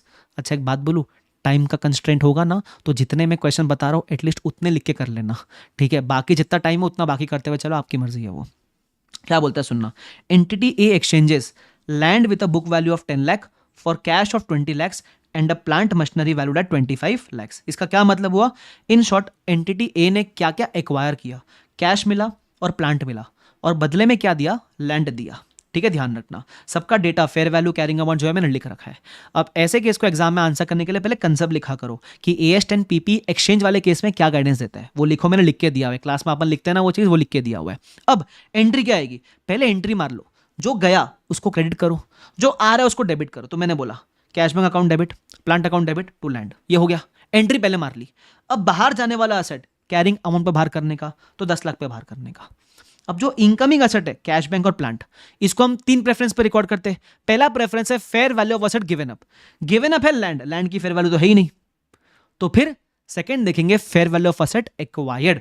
तो जो आपने असेट एक्वायर किया उसकी फेयर वैल्यू है कैश की फेयर वैल्यू है 20 लाख, प्लांट की फेयर वैल्यू 25 लाख, उस पर आप रिकॉर्ड कर लेना, बराबर? तो सेकंड प्रेफरेंस आपने यहां यूज किया है। जो भी डिफरेंस है दैट विल बी प्रॉफिट या लॉस ऑन एक्सचेंज, यहां प्रॉफिट ऑन एक्सचेंज है, बराबर? तो ये था आपका क्वेश्चन नंबर 6। बढ़िया क्वेश्चन, आगे बढ़ जाएंगे। आई होप सबको समझता है ये वाला पार्ट। अच्छा, सबसे अच्छा क्वेश्चन, क्वेश्चन नंबर 7 एक्सचेंज वाले कंसेप्ट पे प्लीज ध्यान देना। क्या बोलता है? Entity A exchanges car X with a book value of 13 lakhs, ठीक है, and a fair value of 13,25,000 for cash of 15,000 and a car Y which has a fair value of 13,10,000। The transaction lacks commercial substance. Hint दे रहा है कि transaction में commercial substance नहीं है। क्यों? देखो ना, कार एक्स देके कार वाई ले रहा है ना, तो कुछ नहीं बोला, तो सेम वाली गाड़ी लग रही है मेरे को तो। एनीवेज, फिर बोलता है it is in the same position at it was in the before transaction, what will be the measurement of the cost of asset received. आने वाले असेट को कैसे रिकॉर्ड करेंगे? याद है, when the transaction lacks commercial substance, एक ही preference है अपने पास कि आने वाले असेट को carrying amount of asset given up पे रिकॉर्ड करना है। तो सबसे पहले एंट्री मार लो, जो आया उसको डेबिट करो, कार वाई और कैश डेबिट किया, जो गया उसको क्रेडिट करो, कर दिया सर। अब जो बाहर जा रहा है वो कैरिंग अमाउंट पे बाहर करने का, लेकिन आने वाले को भी अब उसी पे रिकॉर्ड करना है। दिक्कत ये है, कार एक्स बाहर जा रही है 13 lakhs पे, ठीक है, तो इनकमिंग असेट को भी 13 पे रिकॉर्ड करना है, लेकिन इनकमिंग में एक नहीं 2 असेट है, बराबर? कार वाई भी और कैश भी है। तो अब कैसे बाइफिकेट करें? तो ध्यान रखना, जो कैश मिला है उसका तो अमाउंट पता है ना अपने को, 15,000, ठीक है? तो कार वाई को बैलेंसिंग फिगर ले लेना। मान लो जो कार एक्स है वो 13 lakhs पे गई, कैश आया, कैश तो कितना आया पता ही है ना, उतने वो उसको रिकॉर्ड कर लेना। बैलेंसिंग फिगर विल बी कार वाई, ठीक है? ध्यान रखना। आप लोग मिस्टेक पता है क्या करते हैं, कार एक्स 13 पे गया तो कार वाई को भी 13 पे रिकॉर्ड करेंगे। अरे ऐसे केस में प्रॉफिट आ जाएगा, प्रॉफिट ऑन एक्सचेंज। लेकिन मैंने एक चीज बताई थी, when the transaction lacks commercial substance, profit या लॉस ऑन एक्सचेंज बुक नहीं होना चाहिए, क्योंकि सब्सटेंस नहीं है तो you can't book any profit loss. Just remember this part. I hope this is clear to everyone, ठीक है? तो ये एक बढ़िया क्वेश्चन था। उसके अलावा आपको घर पे करने के लिए क्वेश्चन देता हूं, please try this question, question number 8। इसमें से ये बताना है कि ये सारे आइटम्स कौन से हेड ऑफ पीपी में जाएंगे, परचेज प्राइस में जाएगा, डायरेक्टली एट्रीब्यूटेबल कॉस्ट में जाएगा, या कॉस्ट में आएगा ही नहीं। It is good for conceptual clarity purpose. Clear है वाला पार्ट क्या? यस। तो मैंने फिर ऐसे कुछ बेसिक क्वेश्चन किए थे। उसके बाद हमने क्वेश्चन नंबर कौन सा किया था? 11। तो 8, 9, 10 इज वेरी बेसिक। 11 पे आ जाओ। 11 एक अच्छा क्वेश्चन है, सुनना क्या बोलता है। Preet limited intends to set up a steel plant for which it has acquired a dilapidated factory. ओ भाई साहब इतना भारी, having an area of 5,000 acre at a cost of 60,000 per acre. Preet has incurred 110 CR on demolishing the old factory. वो नया factory बना रहा है, नए फैक्ट्री बनाने के लिए पुराने फैक्ट्री को डेमोलिश का उस पर खर्चा किया। तो कैपिटलाइज कर देना सर। सबसे पहले आपकी इनिशियल कॉस्ट क्या है 5000 इंटू 60,000, जो भी अमाउंट आएगा वो 3000 आएगा, वो ऐड किया हमने। उसके बाद बोलता है हमने डेमोलिशिंग पे 1.1 CR इंकर किया, ऐड कर लेना। लेकिन कहानी में twist, a sum of 63 lakhs including 5% GST thereon was realised from the sale of material salvaged from site. मतलब आपने जब डेमोलिशिंग का खर्चा इंकर किया तो डेमोलिश करने के बाद जो स्क्रैप बचा, उस स्क्रैप को बेच के कुछ इनकम कमा ली। तो ऐसे केस में आप पूरा 1.1 CR कैपिटलाइज नहीं करने का, 1.1 CR में से स्क्रैप की जो इनकम है वो माइनस करने का और फिर कैपिटलाइज करने का। जैसे टेस्टिंग में क्या करते थे, टेस्टिंग का एक्सपेंस कैपिटलाइज करना है, बट टेस्टिंग के एक्सपेंस में से हम जो टेस्टिंग की इनकम थी वो लेस करते थे। इसको प्लीज मिसलेनियस इनकम मत बोलना कि प्रॉफिट लॉस में डाल दो सर। देखो इसका जो खर्चा है वो कैपिटलाइज हो रहा है ना, तो इनकम भी इस खर्चे से एडजस्ट होगी। तो अभी कितना कैपिटलाइज करें हम? अब इसमें एक इंपॉर्टेंट पार्ट ये है कि है ना, ये जो 63 lakhs आपको मिला है, दिस इज इंक्लूडिंग 5% GST। जो GST आपको मिलता है वो आपकी इनकम नहीं होती है। जैसे मान लो फॉर एग्जांपल आपने ना एडवांस अकाउंट्स की मान लो 10,000 फीस भरी है, उसमें मान लो आपने 2,000 रुपये GST का मुझे दी है, तो मेरी फीस 10,000 नहीं है, वो 10,000 में से 2,000 तो ताई जी ले जाएगी, है ना, ताई वो पता है ना कौन सी ताई। हाँ, तो बचा कितना 8,000, 8,000 मेरी इनकम है। सिमिलरली जो 63 लाख आपको मिला है वो आपकी इनकम नहीं है, उसमें से 5% GST हटा देना, बचा हुआ आपकी इनकम है। अब GST कैसे हटाए? तो 63 डायरेक्टली माइनस 5% मत करना येडी की तरह, दिस 63 इज इंक्लूडिंग 5%, तो दिस इज 105। तो इसमें से 5 कितना होगा ये आपको निकालना है, ऐसे समझा, क्रॉस मल्टीप्लाई वाला फैक्टर। तो देखो मैंने किया हुआ इधर, सबसे पहले परचेज प्राइस जो 5,000 एकड़ इंटू 60,000 पर एकड़ था वो ऐड किया, फिर नेट कॉस्ट ऑफ डेमोलिशन कैसे किया, total cost minus income from scrap. अब वो देखो मैंने कैसे निकाला, 63 इज 105, तो 100 कितना होगा ऐसा, तो ये इनकम है, तो cost minus income will give you net expense, तो इतना आप कैपिटलाइज करोगे। ठीक है, उसके बाद फिर तो क्वेश्चन सिंपल है, फिर क्या बोलता है, स्टैम्प ड्यूटी हमने भरा है कितना 7% ऑफ लैंड वैल्यू, तो लैंड वैल्यू का 7% स्टैम्प ड्यूटी ले लेना, फिर लीगल चार्जेस दिया हुआ है और लैंड एक्विजिशन चार्जेस वगैरह दिया हुआ है इंश्योरेंस का, वो आप ऐड कर देना, दैट्स इट। तो इसमें आपको कॉस्ट मिल जाएगी। इसमें इंपॉर्टेंट सिर्फ ये डेमोलिशिंग वाला पार्ट था। दिस वाज क्वेश्चन नंबर 11, मजा आ गया सर। चलो अब हम क्वेश्चन नंबर 12 भी करेंगे, बड़ा सिंपल सा क्वेश्चन है, फटाफट से ध्यान देना। क्या बोलता है, Srishti limited contracted with the supplier to purchase machinery which is to be installed in a 3 months time. अब ये 3 month ध्यान रखना, आगे पढ़ रहा हूं। फिर बोलता है the cost of site preparation were 141,870। This activity was supervised by a technician during the entire period who is employed for the purpose of 45,000 per month. अब ये 45,000 तो पर मंथ है, ये बंदा इन्वॉल्व था कंस्ट्रक्शन के समय, तो मैं कितने महीने का कैपिटलाइज करूंगा? मशीन बनने में 3 महीना लगा है, तो ये इसका जो 3 महीने का पगार है वो आप कैपिटलाइज करोगे। ठीक है, आगे the technician services were given by department B2A। ये जो टेक्नीशियन की सर्विस है ये आपके कंपनी में ही किसी डिपार्टमेंट ने आपको दी है, और उसने जो बिलिंग किया है वो 45,000 का नहीं 49,500 का किया है। तो जब मैं कैपिटलाइज करूंगा तो 49,500 इंटू 3 months कैपिटलाइज करूं या 45,000 कैपिटलाइज करूं? तो देखो अगर टेक्नीशियन सर्विस आपके ही कंपनी के डिपार्टमेंट ने आपको दी है तो इंटर कंपनी का जो प्रॉफिट है वो नहीं गिनना, मतलब ये 49,500 is including a profit margin, ये हम कंसिडर नहीं करेंगे, हम सिर्फ 45,000 कंसिडर करेंगे, ध्यान रखना। ठीक है, तो मैंने नोट भी दिया हुआ है कि 10,000 profit margin of inter company is to be ignored.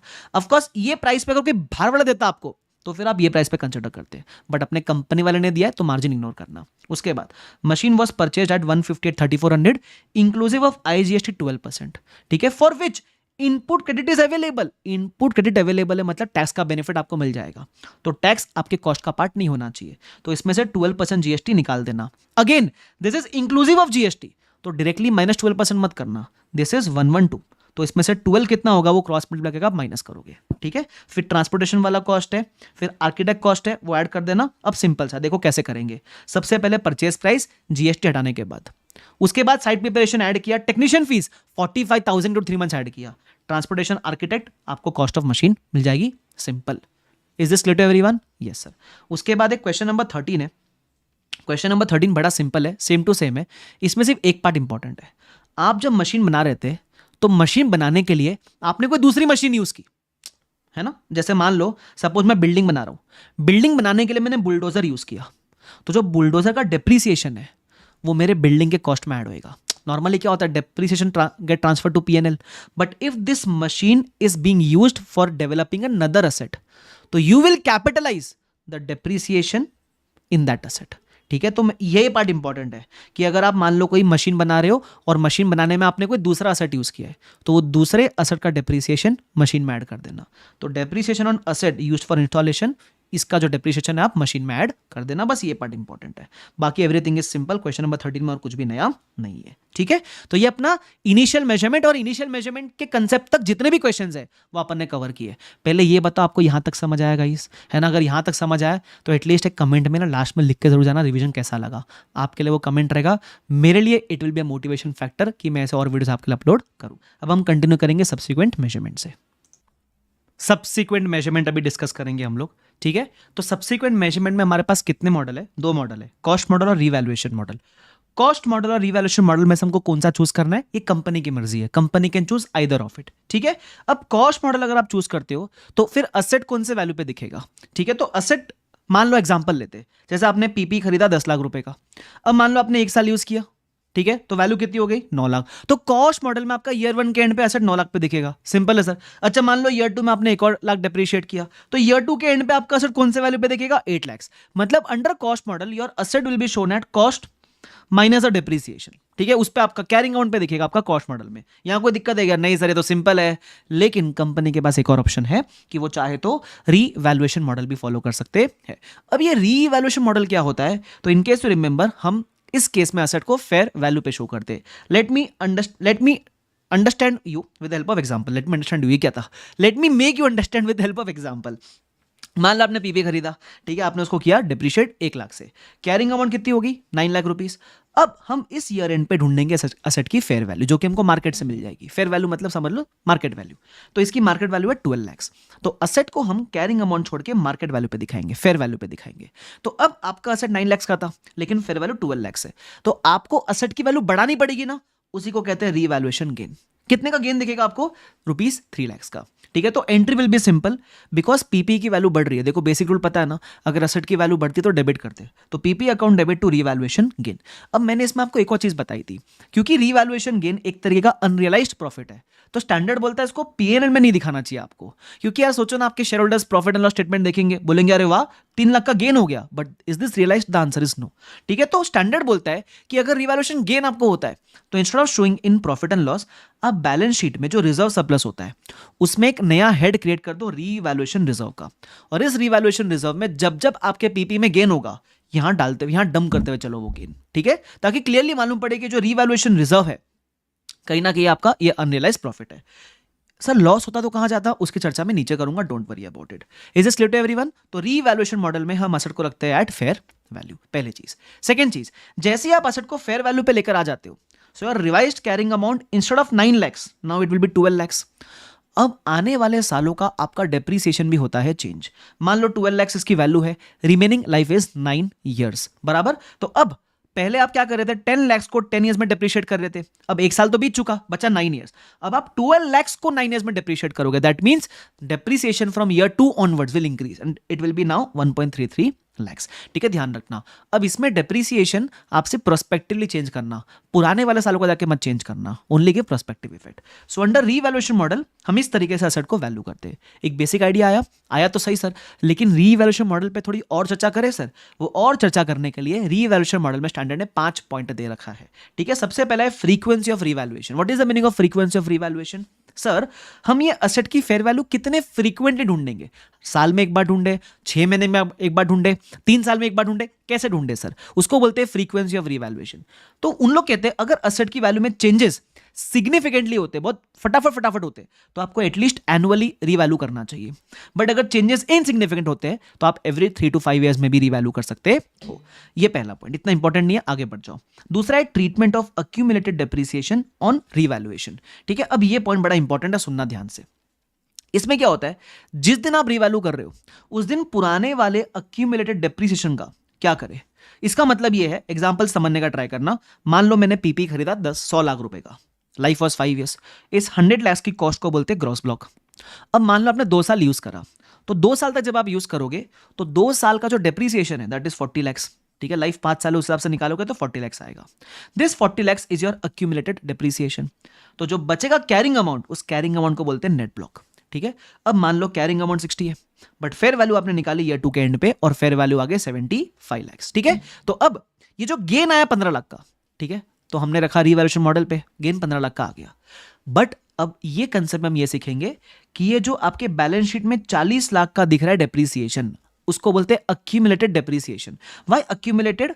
जब से असेट खरीदा है तब से लेकर आज तक के डेप्रिसिएशन को हम कहते हैं अक्यूमुलेटेड डेप्रिसिएशन। तो ये पुराने अक्यूमुलेटेड डेप्रिसिएशन को हम कैसे ट्रीट करें, ठीक है, इसकी यहां जिक्र चलने वाली। बिकॉज जब आप नोट्स टू अकाउंट्स प्रिपेयर करते हो, you show gross block, you show accumulated depreciation, then you will show net block, ठीक है। तो इसका ट्रीटमेंट क्या होगा, इसके लिए दो मेथड दे रखा है। सबसे पहला मेथड आप उसको एलिमिनेट कर दोगे, eliminate the accumulated depreciation against the gross block. Eliminate मतलब इसको दरखास्त कर दो।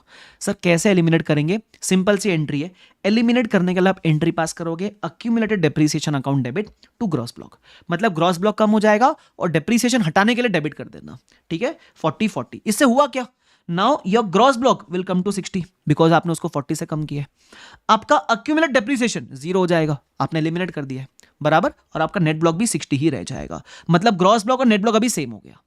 तो एलिमिनेशन में आप ये एलिमिनेशन की एंट्री पास करोगे और फिर जो गेन का एंट्री वो बुक कर लेना। गेन कितना था? 60 से हो गया 75, तो 15 लाख रुपए का गेन था। तो entry will be PP two revaluation gain. पहली बार सुनने में अजीब लगता है, लेकिन बार बार जब प्रैक्टिस करोगे it becomes easy for you. इसको प्यार से नेट मेथड कहते हैं, ठीक है। तो इसको अपन क्या करते थे, एलिमिनेट कर देते हैं।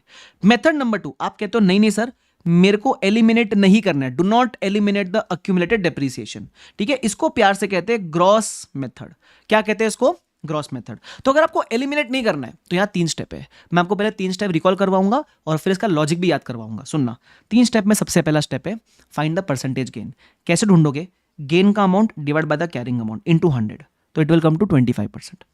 अब इस गेन को आप 2 अमाउंट पे अप्लाई करना, एक है ग्रॉस ब्लॉक का अमाउंट और एक है अक्यूमुलेटेड डेप्रिसिएशन का अमाउंट, ठीक है। अप्लाई करना, तो ग्रॉस ब्लॉक वाज 100, उस पर 25% लगाओ, 25 आ जाएगा। अक्यूमुलेटेड डेप्रिसिएशन वाज 40, उस पर 25% लगाओ, 10 आ जाएगा, ठीक है। अब क्या करना है, एक एंट्री पास करना जिसमें आप ग्रॉस ब्लॉक को 25 से इंक्रीज कर दो और अक्यूमुलेट डेप्रिसिएशन को 10 से इंक्रीज कर दो। ऐसी एक एंट्री पास करोगे तो ग्रॉस ब्लॉक असेट होता है, इंक्रीज करने के लिए डेबिट करना, gross block account debit. Accumulate depreciation increase करने के लिए क्रेडिट करना, तो टू अक्यूमुलेट डेप्रिसिएशन टैली नहीं करेगा, वो difference will be exact amount of your revaluation gain, that is ₹15, ठीक है। अब ये सर स्टेप तो हमको याद हो गया। स्टेप 1 परसेंटेज गेन है, स्टेप 2 वो गेन को 2 चीज पे अप्लाई करो, स्टेप 3 एंट्री पास करो।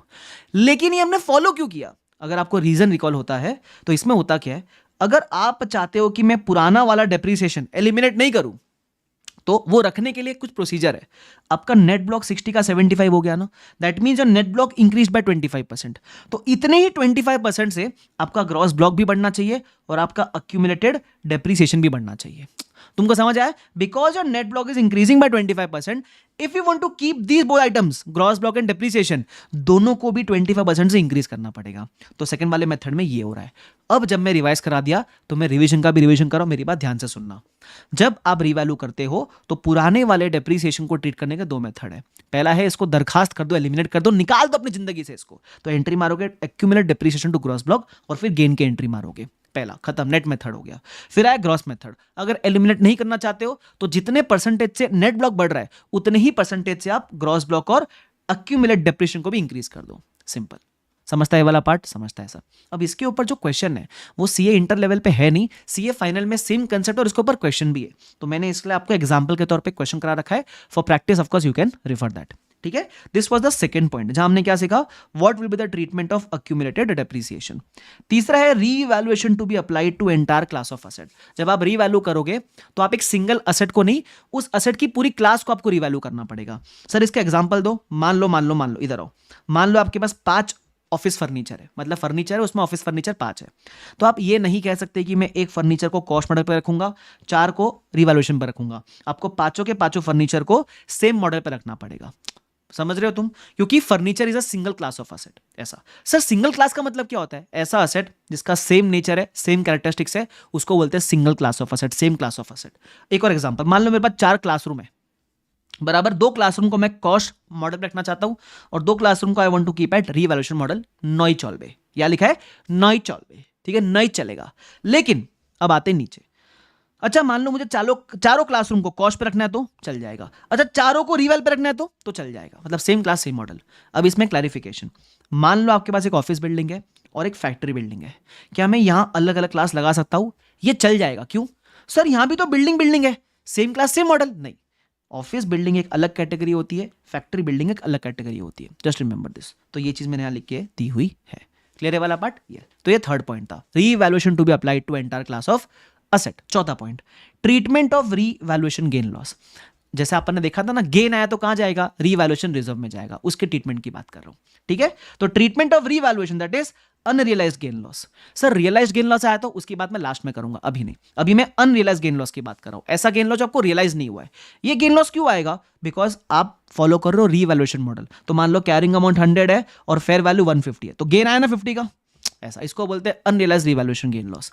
तो ऐसे केस में आपको देखना पड़ेगा आप जिंदगी में पहली बार रीवैल्यू कर रहे हो या सब्सिक्वेंट रिवैल्यूएशन कर रहे हो। सब्सिक्वेंट मतलब पहली बार के second time, third time, fourth time revalue कर रहे हो, ऐसा। तो अगर आप फर्स्ट टाइम रिवैल्यूएशन कर रहे हो और गेन आया तो it should be transfer to revaluation reserve. मैंने बताया था ना, revaluation reserve is a separate head in reserve and surplus.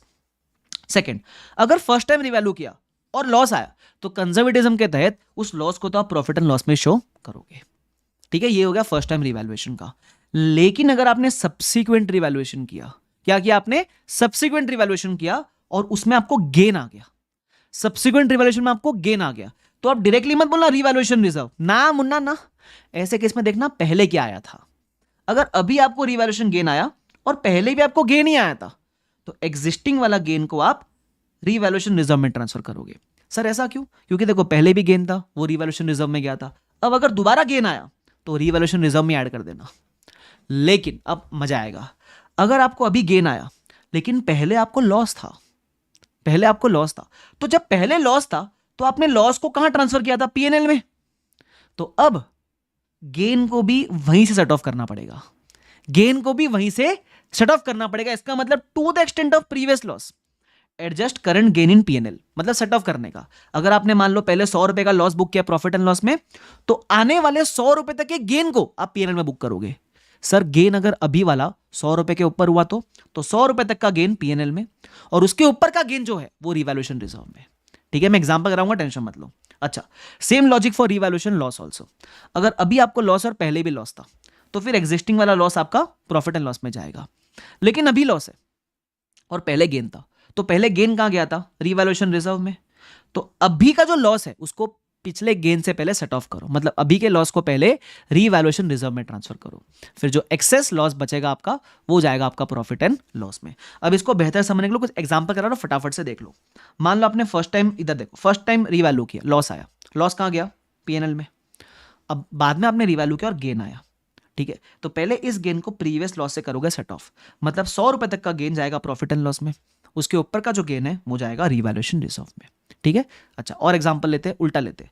मान लो पहले गेन आया, ठीक है, 100 रुपए का, तो पहले टाइम जब गेन आया तो वो जाएगा रिवैल्यूएशन रिजर्व के अंदर।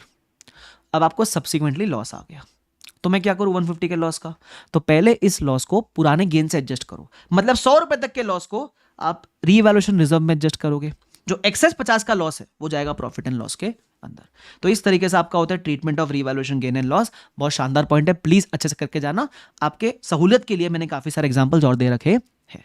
This was the fourth point in revaluation reserve, ठीक है। Fifth point, transfer of revaluation reserve to retained earnings.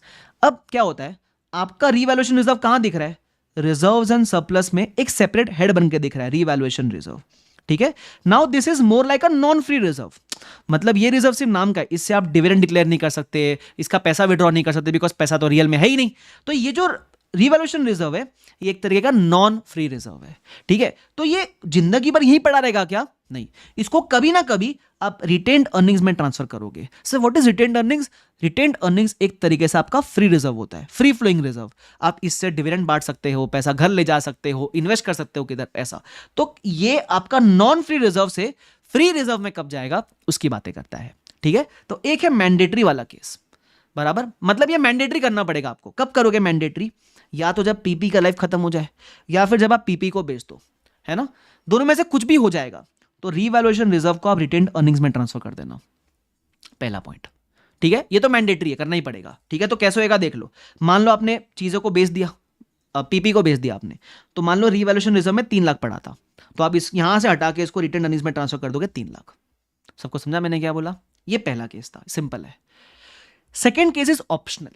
अब अगेन ये आपके सीए इंटर के लिए इतना इंपॉर्टेंट नहीं है, बट फिर भी मैं आपको रिवाइज कराऊंगा बिकॉज आपके कंसेप्ट में मॉड्यूल में ये चीज एग्जिस्ट करती है। और फाइनल का जो क्वेश्चन है मैंने एग्जांपल के तौर पे यहाँ कवर किया हुआ है। सीए फाइनल में कंसेप्ट सेम है, ठीक है। सुनना, तो ये ऑप्शनल वाला पार्ट क्या है? ऑप्शनल वाले पार्ट को बोलते हैं एक्सेस डेप्रिसिएशन।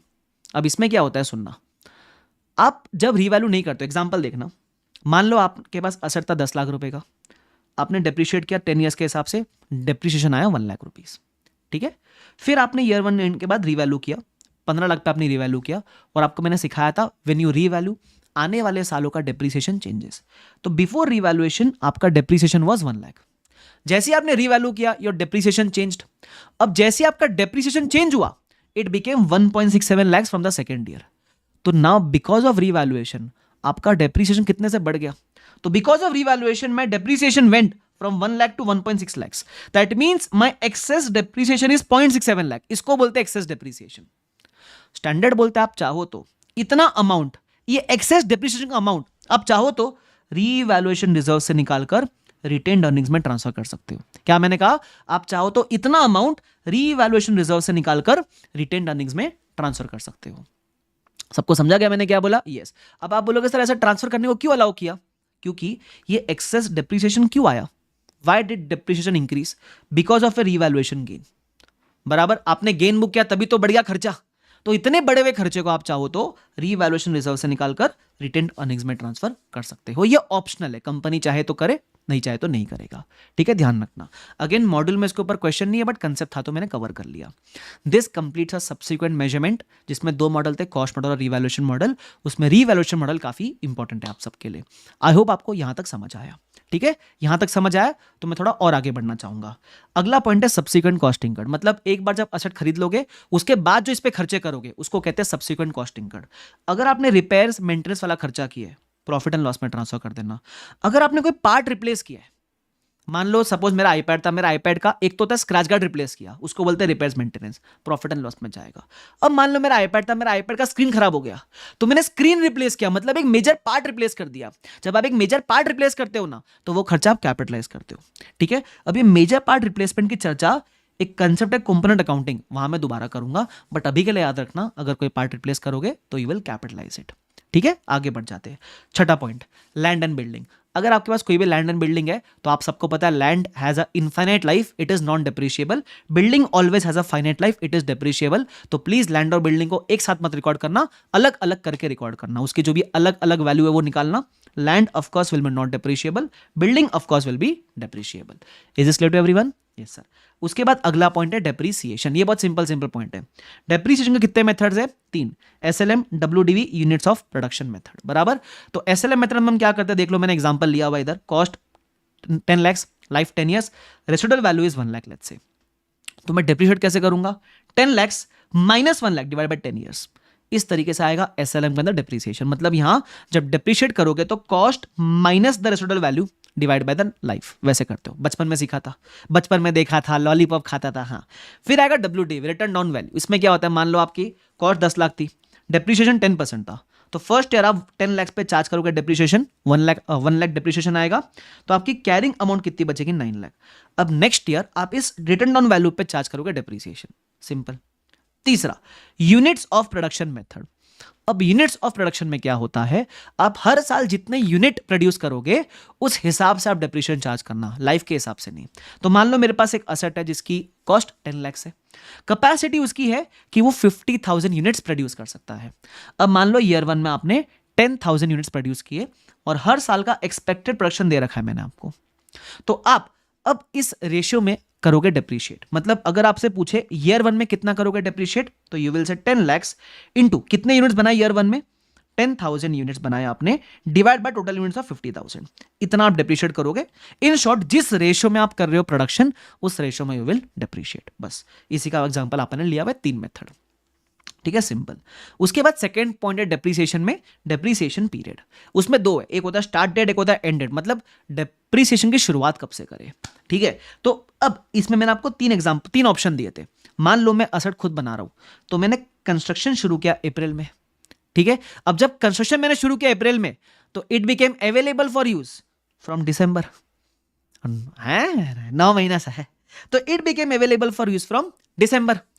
अब हमने रियल में इसको यूज करना शुरू किया इन फेब, 14 फेब को, है ना, अमावस की रात। तो 14 फेब को हमने इसको रियल में यूज करना शुरू किया। तो कंपनी डेप्रीसिएशन कब स्टार्ट करेगा? From the date of construction? ना। From the date company started to use? ना। From the date it was available for use. Sir आप बोलोगे नहीं लेकिन कंपनी ने तो यूज ही नहीं किया। डजेंट मैटर, यूज के लिए वो अवेलेबल था, दैट मींस उसकी लाइफ डिटोरिएट होते हुए चल रही है। आप यूज करो ना करो, it was available for use, तो you will start the depreciation from 1 December. Just remember this point. अच्छा, कब तक करोगे डेप्रीशिएट, है ना? तो या तो लाइफ खत्म हो जाए तब तक, या फिर जब आप असेट बेच दो तब तक। ध्यान रखना, उसको बोलते हैं सेसेशन। एंड डेट क्या होती है? अच्छा, एक और चीज, जिस दिन आपका असेट का कैरिंग अमाउंट रेसिडुअल वैल्यू पे पहुंच जाएगा ना, यू विल स्टॉप डेप्रीसिएशन। जिस दिन आपका असेट का carrying amount will reach the residual value, there will be no depreciation. Why? What is the meaning of residual value? अगर असेट की लाइफ खत्म हो जाए तो बेच का जो स्क्रैप वैल्यू मिलेगा वो, मान लो 10 लाख की कॉस्ट है, 1 lakh is the scrap value, ठीक है? तो जब आप डेप्रीशिएट करते करते 1 लाख पे पहुंच जाओगे ना, इस 1 लाख को आप डेप्रीशिएट नहीं करोगे। क्यों? क्योंकि ये 1 लाख तो आप रिकवर कर लोगे ना बेचकर, असेट को बेचकर यू कैन रिकवर दिस। तो आइडियली आपका खर्चा होना ही नहीं चाहिए, it should not be expense. That is why when the carrying amount reaches residual value you will stop the depreciation. Is this clear? Yes. चलो, अब आ रहा है काफी important point, and that is known as component accounting major replacement, major inspection या overhaul. समझने का try करना ध्यान से मैं क्या बोल रहा हूं। कंपोनेंट अकाउंटिंग में क्या होता है, अगर आपके पास एक असेट है और उसमें मल्टीपल पार्ट्स है जिसकी लाइफ अलग अलग है, मान लो आपके पास एक प्राइवेट जेट है, उसमें एक इंजन है जिसकी लाइफ 5 साल है, और बाकी प्राइवेट जेट जो उसका बॉडी है, बाकी जितनी भी चीज है उसकी लाइफ 10 ईयर्स है। तो आप इस प्राइवेट जेट को साथ में डिप्रीशिएट मत करना, इसके अलग अलग पार्ट्स को आप अलग अलग डिप्रीशिएट करोगे। तो इंजन की लाइफ 5 इयर्स है, अब आप मान लो जेट 100 करोड़ रुपए का है, तो आपको वैल्यू बाइफिकेट करनी पड़ेगी। 100 करोड़ में से इंजन के लिए कितना भरा है और बॉडी के लिए कितना भरा है, बराबर। तो इस वैल्यू को आप इनके रिस्पेक्टिव लाइफ में डिप्रीशिएट करोगे। जैसे इंजन की लाइफ 5 इयर्स है तो इस 20 सीआर को आप 5 इयर्स में डिप्रीशिएट करोगे, और बॉडी की लाइफ 80 सीआर है तो इस 80 सीआर को आप 10 इयर्स में डिप्रीशिएट करोगे। That means under component accounting हम क्या करेंगे, हम जो भी एक मेन एसेट है उसके अगर अलग अलग पार्ट्स की अलग अलग लाइफ है तो उनको अलग अलग से करेंगे depreciate. This is my first point. Second point, अब मान लो इसी सेम एसेट की बात करता हूं जिसका 1 साल मैंने डिप्रीशिएट किया, इंजन का वैल्यू बचा 16 सीआर, बॉडी का वैल्यू बचा 72 सीआर, ठीक है? अब ईयर 2 के फर्स्ट डे पे मेरा इंजन खराब हो जाता है, तो इंजन खराब होगा तो आप क्या करोगे, नया इंजन लेकर आओगे। मतलब आपने एक मेजर पार्ट रिप्लेस किया। तो मैंने क्या सिखाया था, whenever you replace a major part, नए वाले पार्ट का वैल्यू ऐड करना है, पुराने वाला पार्ट का वैल्यू माइनस करना है। तो अब मैं यही करूंगा। सर पुराने वाले का वैल्यू माइनस क्यों करना है? बिकॉज जब आपने पार्ट रिप्लेस किया है तो नए वाले का खर्चा तो आप ऐड करोगे, लेकिन पुराना वाला इंजन तो ऑब्सोलीट हो चुका है ना, वो तो खराब हो चुका है, तो उसको आपको बाहर करना पड़ेगा। दैट मीन्स मान लो प्राइवेट जेट का value after 1 year was 16 + 72, it was 88, ठीक है? तो जब आपने इस प्राइवेट जेट में से इंजन रिप्लेस किया और नया इंजन मान लो 24 सीआर का आया, तो 24 सीआर का वैल्यू यू विल ऐड, और जो पुराने इंजन का कैरिंग अमाउंट है यू विल डिडक्ट। ऐसा समझे तुम मेरी बात? तो ये कंपोनेंट अकाउंटिंग का दूसरा पॉइंट है, ठीक है? वापस से रिपीट करूंगा। पहला पॉइंट, अगर एक असेट में छोटे छोटे पार्ट्स है जिसका लाइफ अलग अलग है, डिप्रीशिएट देम सेपरेटली। अच्छा, अगर आपने वक्त से पहले किसी कंपोनेंट को रिप्लेस किया है तो नए वाले कंपोनेंट का वैल्यू ऐड करना, पुराने वाले कंपोनेंट का वैल्यू माइनस करना। ये दूसरा पार्ट। तीसरा पार्ट, अब ये तीसरा पार्ट इतना क्रिटिकल नहीं है बट सुन के ले लेना। कभी कभी क्या होता है, किसी असेट में इंस्पेक्शन करना इज वेरी कंपलसरी। जैसे गवर्नमेंट बोलेगा आपके पास प्राइवेट जेट है जिसकी लाइफ मान लो 20 साल है, गवर्नमेंट आपको बोलेगा इस 20 साल में हर 5 साल में आपको इंस्पेक्शन करना पड़ेगा। अगर आपको असेट यूज करते रहना है, so you will have to conduct the inspection कि असेट सब प्रॉपर है कि नहीं। एक रजिस्टर्ड बंदे से आपको इंस्पेक्शन करवानी पड़ेगी। तो ये इंस्पेक्शन का जो खर्चा आप करोगे, इसका लाइफ सिर्फ 5 साल ही है, बिकॉज गवर्नमेंट ने आपको बोला कि every 5 years you will have to do the inspection. तो इस खर्चे पे भी आप कंपोनेंट अकाउंटिंग अप्लाई करोगे। अब मान लो सेम चीज आपने ना, मान लो इधर 100 करोड़ का प्राइवेट जेट खरीदा है डे 1 पे, उस ऑफकोर्स डे 1 पे भी तो इंस्पेक्शन कंडक्ट करवाया रहेगा ना आपने, ताकि आप फर्स्ट 5 ईयर्स यूज कर पाओ। तो मान लो 100 लाख में से आपने 10 लाख भरा इंस्पेक्शन के लिए और रिमेनिंग 90 आपने भरा है बाकी प्राइवेट जेट के लिए।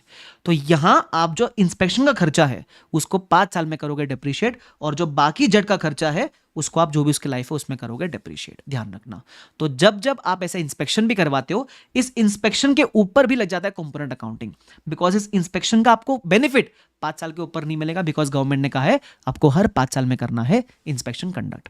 इसमें एक आप इंपॉर्टेंट पार्ट ध्यान रखना कि इंस्पेक्शन वाले केस में हम पता है क्या मानते हैं कि डे 1 की टोटल कॉस्ट में इंस्पेक्शन वाला खर्चा इज ऑलरेडी इंक्लूडेड।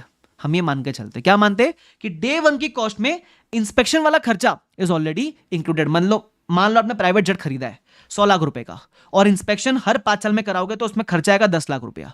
तो मान लेना कि जो पहले दिन पे आपने 100 लाख भरा है उसमें 10 लाख अपन ने इंस्पेक्शन का ऑलरेडी भर दिया है, मतलब डे 1 पे तो असेट इंस्पेक्ट होके आएगा ना, ऐसा। जस्ट रिमेंबर दिस पॉइंट, ये चीज मैंने यहां आपको कंसेप्ट में भी लिख के दी हुई है।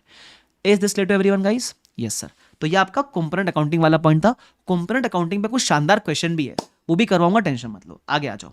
उसके बाद छोटे मोटे पॉइंट, सबसे पहला है change in estimate of depreciation method, useful life या फिर रेसिडुअल वैल्यू। अगर आपका डेप्रिसिएशन मेथड मान लो एसएलएम से डब्ल्यूडीवी करते हो, मान लो आपकी लाइफ चेंज होती है, पहले लग रहा था लाइफ वाज 5 ईयर्स, अब लग रहा है लाइफ इज 7 ईयर्स, वो चेंज हुआ।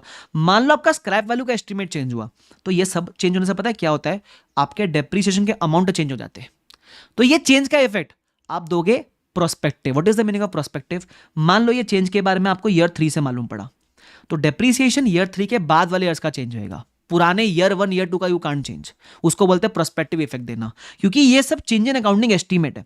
अब अकाउंटिंग एस्टीमेट क्या होता है वो AS 5 में आप सीखोगे, बट मान के चलो ये सारे के सारे चेंज इन अकाउंटिंग एस्टीमेट है, तो इसका कैसा इफेक्ट देना, आपको प्रोस्पेक्टिव इफेक्ट देना है। जस्ट रिमेंबर दिस, ठीक है। मैंने यहाँ एग्जाम्पल लेकर भी आपको समझाया हुआ है, देख सकते हो। जैसे फॉर एग्जाम्पल मेरे असेट का कॉस्ट 10 CR था, लाइफ 10 ईयर्स थी, डेप्रिशिएट किया बाय 1 CR, तो कैरिंग अमाउंट कितनी बची, 9 CR। अब जब कैरिंग अमाउंट 9 CR बची तो लाइफ रिवाइज हो गई। पहले 10 साल लाइफ लग रही थी ना, अब फर्स्ट ईयर के एंड पे लगता है कि रिमेनिंग लाइफ सिर्फ 6 साल बची है, तो अब 9 करोड़ को 6 साल में करोगे डेप्रिशिएट। तो देखो ईयर 2 का आपका डेप्रिशिएशन चेंज हो गया, इसकी वजह से आप ईयर 1 का मत चेंज करना, हमको सिर्फ प्रोस्पेक्टिव इफेक्ट देना है। क्लियर है वाला पार्ट? Yes sir. अब कुछ अदर मिसलेनियस पॉइंट्स। सबसे पहला, अगर आपने कोई इन्वेस्टमेंट प्रॉपर्टी एक्वायर की है, कुछ प्रॉपर्टी में आपने इन्वेस्ट किया है, तो उसका अकाउंटिंग AS 13 बात करेगा। कौन बात करेगा? AS 13। बट उस इन्वेस्टमेंट प्रॉपर्टी का जो मेजरमेंट है वो AS 10 के कॉस्ट मॉडल पे होगा। मतलब इन्वेस्टमेंट प्रॉपर्टी वगैरह क्या होती है वो AS 13 डिफाइन करेगा, बराबर। बट इन्वेस्टमेंट प्रॉपर्टी को कौन से वैल्यू पे दिखाएंगे, वो वैल्यू के लिए हम AS 10 का कॉस्ट मॉडल यूज करेंगे। सिंपल, पहला। दूसरा point, PPE acquired together at a consolidated price. याद है क्लास में आपको एग्जांपल दिया था मैंने, इसमें क्या होता है, मान लो मैं क्रोमा गया, 5 आइटम खरीदे, इन सबकी फेयर वैल्यू ये है, टोटल मिला के 4 लाख हुआ। अब मैंने क्रोमा वाले को बोला, यार आकाश कंद पधारे तुम्हारे दुकान में, इतना सामान ले रहे, कुछ डिस्काउंट दो। तो उसने मेरे को लमसम डिस्काउंट दे दिया कि चलो 4 लाख हो रहा ना टोटल बिल, आप 340 दे देना। अब द प्रॉब्लम इज, मैं असेट को कौन से वैल्यू पे रिकॉर्ड करूं, 4 लाख पे रिकॉर्ड करूं या जितना मैंने पे किया? ऑफ कोर्स जितना मैंने पे किया उस पर रिकॉर्ड करूंगा, बट द प्रॉब्लम इज मुझे इंडिविजुअल प्राइस चाहिए कि 3,40,000 में से मैंने iPad के लिए कितना पे किया, PS5 के लिए कितना पे किया, iPhone के लिए कितना पे किया, वगैरह वगैरह। तो इस 340 को आप फेयर वैल्यू के रेशियो में बांट देना, हर एसेट में इक्वली मत बांटना, 340 डिवाइड बाय 5, फेयर वैल्यू के रेशियो में बांटने का, बराबर। तो ये कब करना होगा, जब आपने एक साथ में 3-4 एसेट खरीदा है और इंडिविजुअली किसके लिए कितना पे किया ये आपको नहीं पता, एक कंबाइंड प्राइस है आपके पास, तो कोई बात नहीं, इस कंबाइंड प्राइस को फेयर वैल्यू के रेशियो में सब में बांट देना, सिंपल, ठीक है। चलो, C point, insurance claim received on damage of asset. इसका मतलब क्या, मान लो आपके एसेट पे नुकसान हो गया। कैसा नुकसान हो गया? एक PPE था, वहां मेरी एंट्री हुई, तो मेरी एंट्री होने से आग लग गई, बिकॉज तुम्हारा भाई इज फायर है। तो हाँ सर, खराब जोक सर, अरे सुन लो, तो मेरी वजह से वहां फैक्ट्री में लग गई आग, PPE हो गया डिस्ट्रॉय, तो नुकसान हो गया PPE के ऊपर, लेकिन उसका हमने इंश्योरेंस ले रखा था, तो इंश्योरेंस का क्लेम का पैसा आपको आया। मतलब आपके P&L में एक तरफ दिखेगा असेट का लॉस, और इसी लॉस के ऊपर जो मिला वो क्लेम पूरा नहीं मिला, थोड़ा कम मिला, तो claim is like a income for you, तो आप वो इनकम दिखा दोगे। अब द क्वेश्चन इज, जब आप इस क्लेम को दिखाओगे और लॉस को दिखाओगे, तो क्या इसको अलग अलग दिखाना चाहिए? मतलब लॉस 1 लाख का, क्लेम 90 का, ऐसा अलग दिखाऊं, या नेट करके दिखा दो कि चलो 1 लाख का लॉस था, 90 का क्लेम आ गया, तो नेट लॉस 10 का ही हुआ ना, तो 10 का लॉस दिखा दो। ना मुन्ना ना, आपको ऐसे केस में सेपरेटली शो करना पड़ेगा। मैंने वो यहां लिख के दिया हुआ है कि अगर इंश्योरेंस क्लेम में कुछ भी डैमेज पे कुछ क्लेम मिलता है, तो डैमेज का लॉस अलग, क्लेम का पैसा अलग दिखाना प्रॉफिट एंड लॉस में, ठीक है। उसके अलावा D point, spare parts, tools and servicing equipment. अगर आपके पास ये चीज है तो इसको मैं पीपी में क्लासीफाई करूं या इन्वेंट्री में? तो इसमें एकदम स्टैंडर्ड चीज बोलता है वो कि अगर आपको लगता है आपके जो स्पेयर पार्ट्स वगैरह है if they meet the definition of PP तो आप उसको AS10 में ले जाना। अगर आपको लगता है कि वो पीपी का डेफिनेशन मीट नहीं कर रहा है तो वो AS2 में ले जाना। अब सर हम कैसे इवैल्यूएट करेंगे वो कौन सा डेफिनेशन मीट कर रहा है? एग्जाम में अगर कुछ नहीं बोला है तो आप दोनों पॉइंट ऑफ व्यू से आंसर करना। सर वैसे इसका लॉजिक बताओ ना थोड़ा सा। मान लो जैसे मैं सर्विस इंडस्ट्री में हूँ, मेरे पास इन्वेंट्री होती नहीं नॉर्मली, मैं आपको सर्विस देता हूँ, तो मान लो मैंने एक आईपैड स्पेयर में रखा है, तो मेरे लिए वो spare iPad will be more like a PP बराबर। तो मेरे लिए वो spare iPad will meet the definition of PP बराबर, तो AS10 में क्लासिफाई करूंगा। लेकिन मान लो ऐसे कोई गुड्स मैन्युफैक्चरिंग कंपनी जिसके कोई स्पेयर पार्ट्स वगैरह रखे, तो नॉर्मली वो स्पेयर पार्ट्स इसलिए रखे ताकि इन्वेंट्री मैन्युफैक्चरिंग ना रुके। तो वैसे केस में that spare parts if they don't meet the definition of PP they can be called as inventory, ध्यान रखना। तो ये सब्जेक्टिव है काफी। फिर है derecognition of PP. What is the meaning of derecognition? Derecognition का मतलब होता है अपने बुक से बाहर करना। तो पीपी को हम बुक से बाहर कब करेंगे? जब या तो पीपी बेच देंगे या फिर पीपी की लाइफ खत्म हो जाएगी। अच्छा एक बात ध्यान रखना, जब आप पीपी बेचोगे तो गेन लॉस आएगा। ये गेन लॉस कहां जाएगा? अब ये रियलाइज्ड गेन लॉस है, इसमें मत बोलना गेन आया तो रिवैल्यूएशन रिजर्व, लॉस आया तो ये रियलाइज्ड गेन लॉस है। यहां गेन है लॉस है, वो सब का सब गेन लॉस चुपचाप उठा के प्रॉफिट एंड लॉस में ट्रांसफर कर देना। अच्छा ये भी मत बोलना सर अभी गेन आया तो देखना पड़ेगा ना पहले क्या था, वो सब नहीं, ये रियलाइज्ड गेन लॉस है। तो रियलाइज्ड गेन लॉस जितना भी है it will be directly transfer to profit and loss. सबको समझता है ये वाला पार्ट? एक और चीज, जब आप असेट बेचोगे तो मैंने एक चीज आपको ऊपर सिखाई थी, क्या कि जब आप असेट बेचोगे तो अगर उस असेट के नाम का रीवैल्यूएशन रिजर्व में कोई बैलेंस पड़ा है तो वो रीवैल्यूएशन रिजर्व से उठाकर, very good answer, retained earnings में ट्रांसफर करना पड़ेगा। बताया था ना आपको, कहां बताया था मैंने?